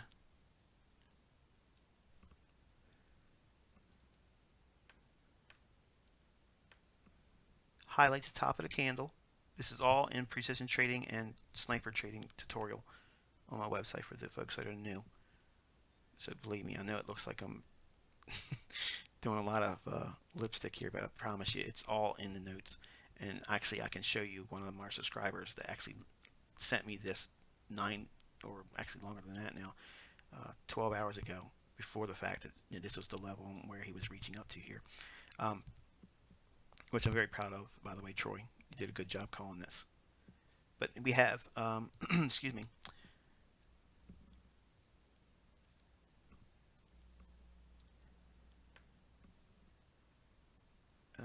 here's midnight, 1, 2 o'clock. Ready for it? 3, 4 o'clock in the morning. So there's our time window. So between these two vertical lines, let me zoom in a little bit more. Between these two vertical lines, we have this range. It has to trade down into this minimum, and it can go as deep as this. But look what we did. We trade back down to a bullish order block here. So this is overlapping in here. So this is what we're doing. We're We're looking for a confluence of ideas to support institutional sponsorship behind the trades.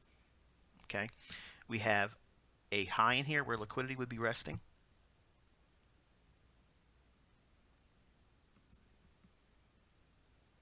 Okay, so we have bullish order, bullish candle here, which is the bearish order block, and the high after it, there's liquidity above it. And we also have a range here, which starts really at this candle here, even though we have this one. So we have two back-to-back candles. This is a 1 hour chart. This would be represented as a bearish order block on a 2 hour chart, which this time frame doesn't really give us. And if we look at that in the form of, if it was a 2 hour chart, that's how your bearish order block would look. So MT4 limits me in my perspective of sharing that information, but I tossed that in here now for continuity. You can see that's what a 2 hour bearish order block on time would be. Time is time. You can't negate other time frames just because I don't show it on my presentations. But 2 candles up prior to this big move, that's a 2 hour bearish order block right there. So this is where the top of the range may reach for. The high on this candle, 143.24. The high of the day is 143.25. So we did run into that liquidity pool here. We just ran into it just a little bit. I do suspect we're going higher though, nonetheless. Now, with all that said, this is a classic ICT buy profile. Okay, down after that. Why is it like that? Because we see price trading into a bullish order block here on Friday. We noted that in conversation, I think, on one of the videos. So Friday we traded down into that order block, okay, and it wanted to rally, and if it's going to be bullish and we have some weakness in dollar, trade back down into this bullish order block here. Time of day between 2 o'clock and 4 o'clock in the morning. We're going to buy how many pips below the opening price of midnight opening in New York? It's going to be 15 minimum, up to 30 pips below. Well, we're looking for that range to line up with something else institutionally. And then look what happens. It explodes up and over 100 pips price move today. Let's take a look at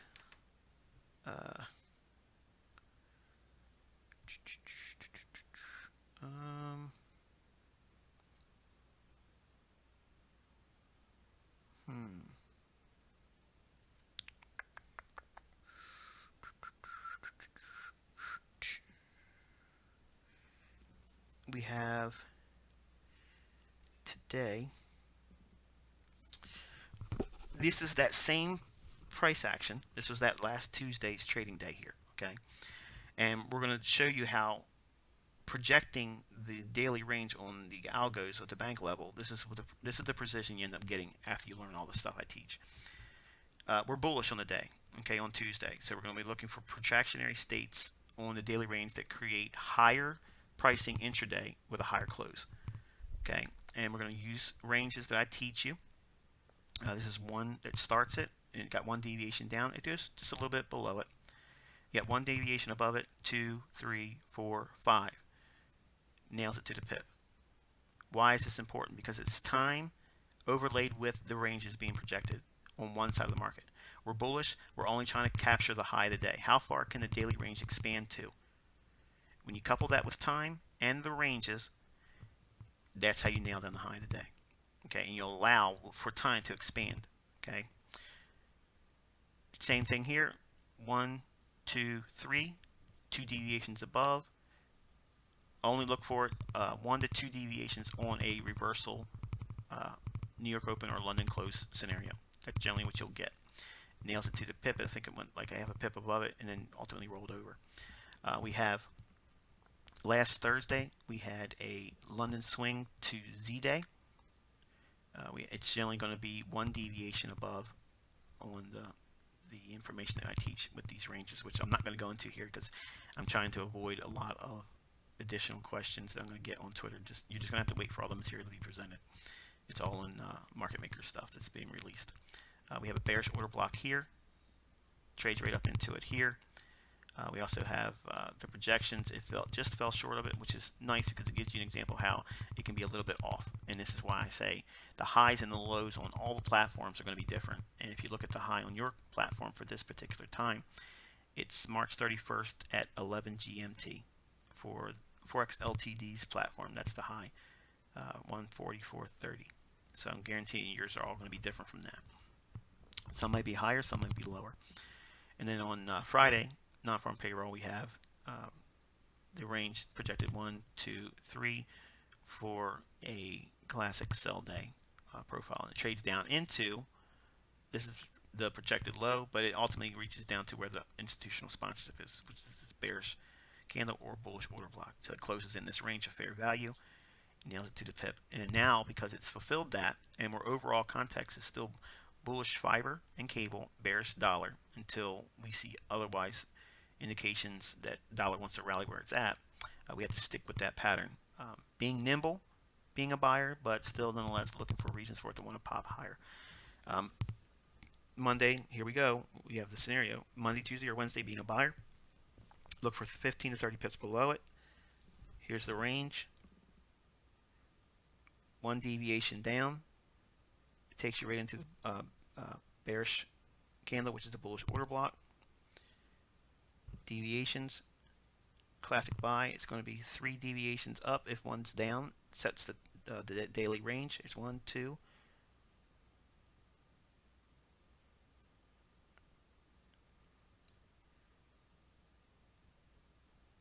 3. So here's 1 down, 3 up, classic buy day. This is the projected range high you would look for.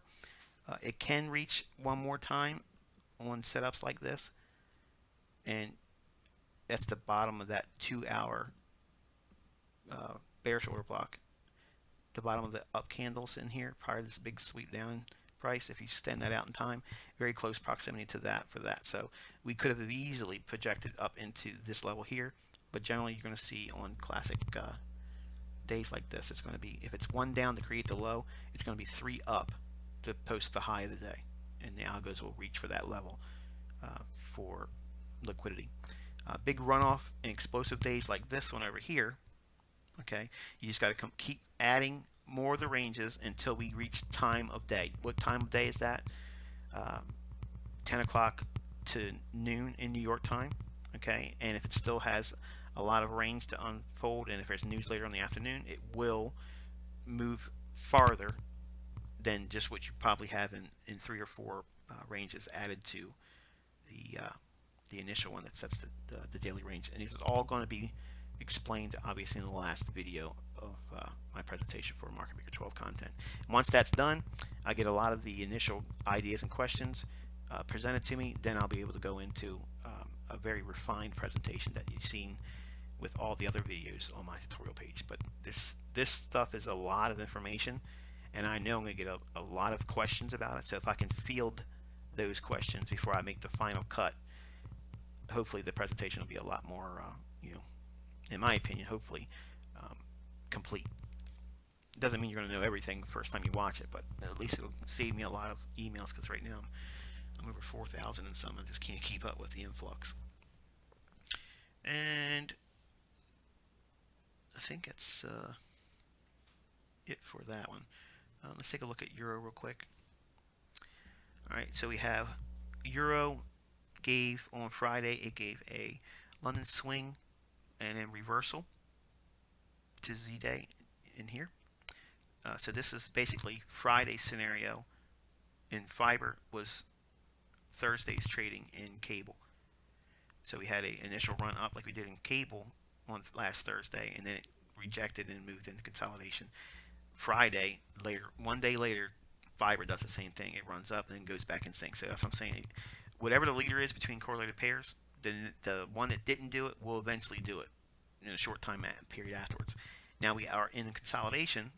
Now we have the same thing happening on Monday. So now, without even looking at it yet, we saw cable rally and euro dollar is in consolidation. We've not made a higher high. We've only come off the London low off of a bullish order block in here, but it didn't make a higher high here. See that? So we have a London swing to consolidation or Z-Day, and this right here is indicating what for euro pound without even looking at it. I haven't even looked at it all day. What do you think the euro pound is doing? I mean, obviously you have those that are here live have the advantage of just clicking on their chart and seeing it. But if you haven't been paying attention to it and you haven't looked at your charts yet, what would you think is indicative of what you're seeing here with the euro in consolidation and cable being permitted to rally like it did here today? What do you think's happened? Euro pound should be what? Down. This is the daily chart. I'm going to go into a 15-minute time frame for today.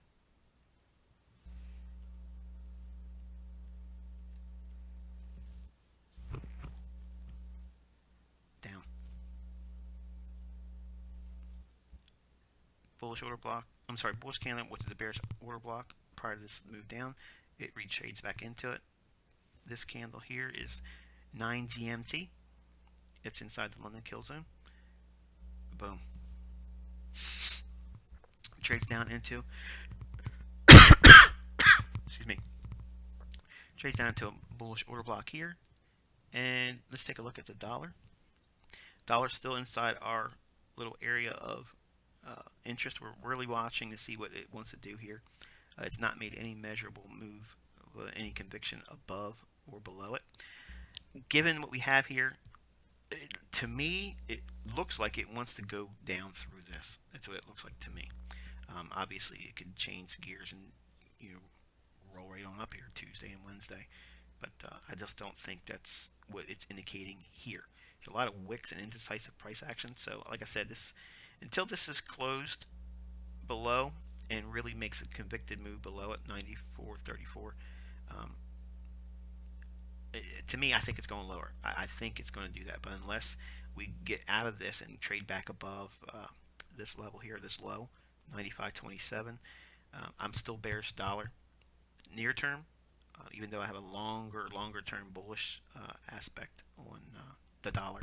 I do suspect that we're probably going to sweep out this low, given what we have here now. Now, obviously, that can change on a dime, but nonetheless, that's what I'm seeing. Just go back to cable for a minute. This one here could be a distribution area for a larger market maker sell profile. Okay, so in other words, if we're looking at price like this,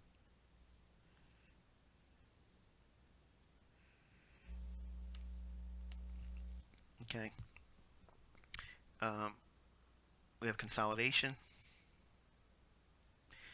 accumulation, smart money reversal, low risk short, redistribution, another redistribution area, and we can come back down and work within this larger consolidation here. And ultimately, we have liquidity below this low here, and we have liquidity below this low here that has not been traded to extend that out in time. So for the bears, that's what I would see unfolding if we start to break down from this run up.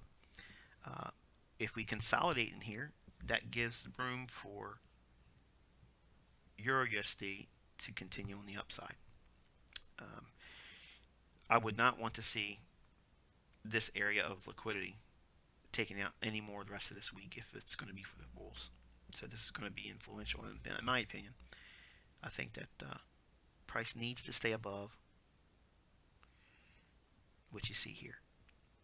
Okay, can it dip down in here as a run-on price? And as long as it does that and rejects immediately, then you got a green light go. It's going to go higher. Fiber will probably trade up into the 115s if that scenario unfolds. And again, assuming the dollar stays where it's at in its range on the daily chart or breaks down further, that gives us a clear shot for the 115s for fiber for this week. Other than that, if we see the dollar rally from where it's at on the daily chart, that sets the stage for a breakdown eventually on euro and cable, and which one leads the pack, obviously, and that will set the tone for the rest of the week. So it's a watch and see, wait and see type thing right now, because we are at a major area of support. and I don't know if that level is going to give way or if it's going to maintain. And that's one of the things you have to wait through, and you have to see if it's going to have any strength to get through it. If it doesn't and rejects, we have our directional premise. We'll trade back up into this range here.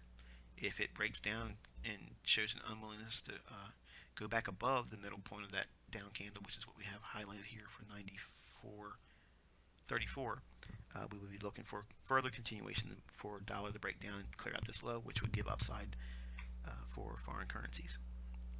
So that is it, kiddos. We've had a long one today, very, very long one. But hopefully you guys have seen. Actually, you know what? Let me give you one more example. Thought you were getting away easy, didn't you?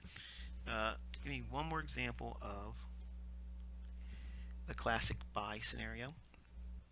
Last Tuesday, same thing, same premise. We had the fiber create a buying opportunity, 15-30 pips below the opening, comes down into that nice opportunity to be a buyer, another buying opportunity here, and expands to the upside. Okay, on Tuesday. On Wednesday, same scenario. We have a buying opportunity, rallies up, close higher on the day.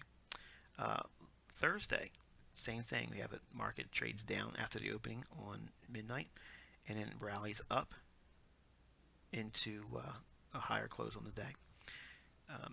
This delineation is 0 GMT, so when I say it's moving lower, you have to break down the actual midnight candle in each one of these days. On Monday, the same scenario here unfolds. We have the market trade down after midnight in New York. 15 to 30 pips is our filter. Trades down here, hits it, and rallies up close. So when you're bullish, you're looking for a move dropping down initially after midnight to set up buy scenarios. Don't chase price. Don't think it's going to roll over and keep going down. It has to go down to draw in sellers so that way they can be on the counterparty of that and be buyers. And that's how it works, guys. It just repeats itself over and over and over again. When the scenario is that the dollar's bullish, fiber will give rallies up, and then you can sell into that and rolls down. Rallies up, sell into that, it rolls down. Rallies up, sell into it, it goes down. Rallies up, sell into it, it goes down. And when the dollar is bearish, as it were during the week of the 14th of March to the 18th, okay, here we go. We have Wednesday's trading. London close reversal profile, rallies up, it does well beyond the London open high, and then next day we have market reaching for higher prices as we indicated it would do when we talked about that particular template, and it rallies up and creates a nice move here.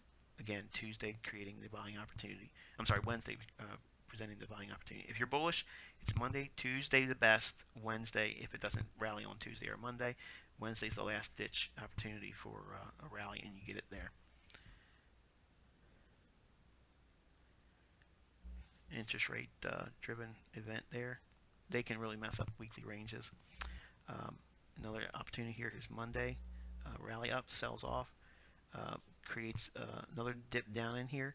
Wednesday, buying opportunity, hold for the week. You can use short-term entry patterns based on everything I've shared here in the templates. All that can be applicable to this, and that's what I want you to do. I want you to go through the marketplace each day, map out every single day, and define what they were based on those 6 templates that I just shared with you. And by doing that, when we go into our teaching next or this coming Sunday, I'll actually give you criteria that helped build in the expectancy for each one of those templates to unfold, which will give you a greater understanding of what you're going to see for daily range engineering, where they make the high and low of the day and where they're going to reach for.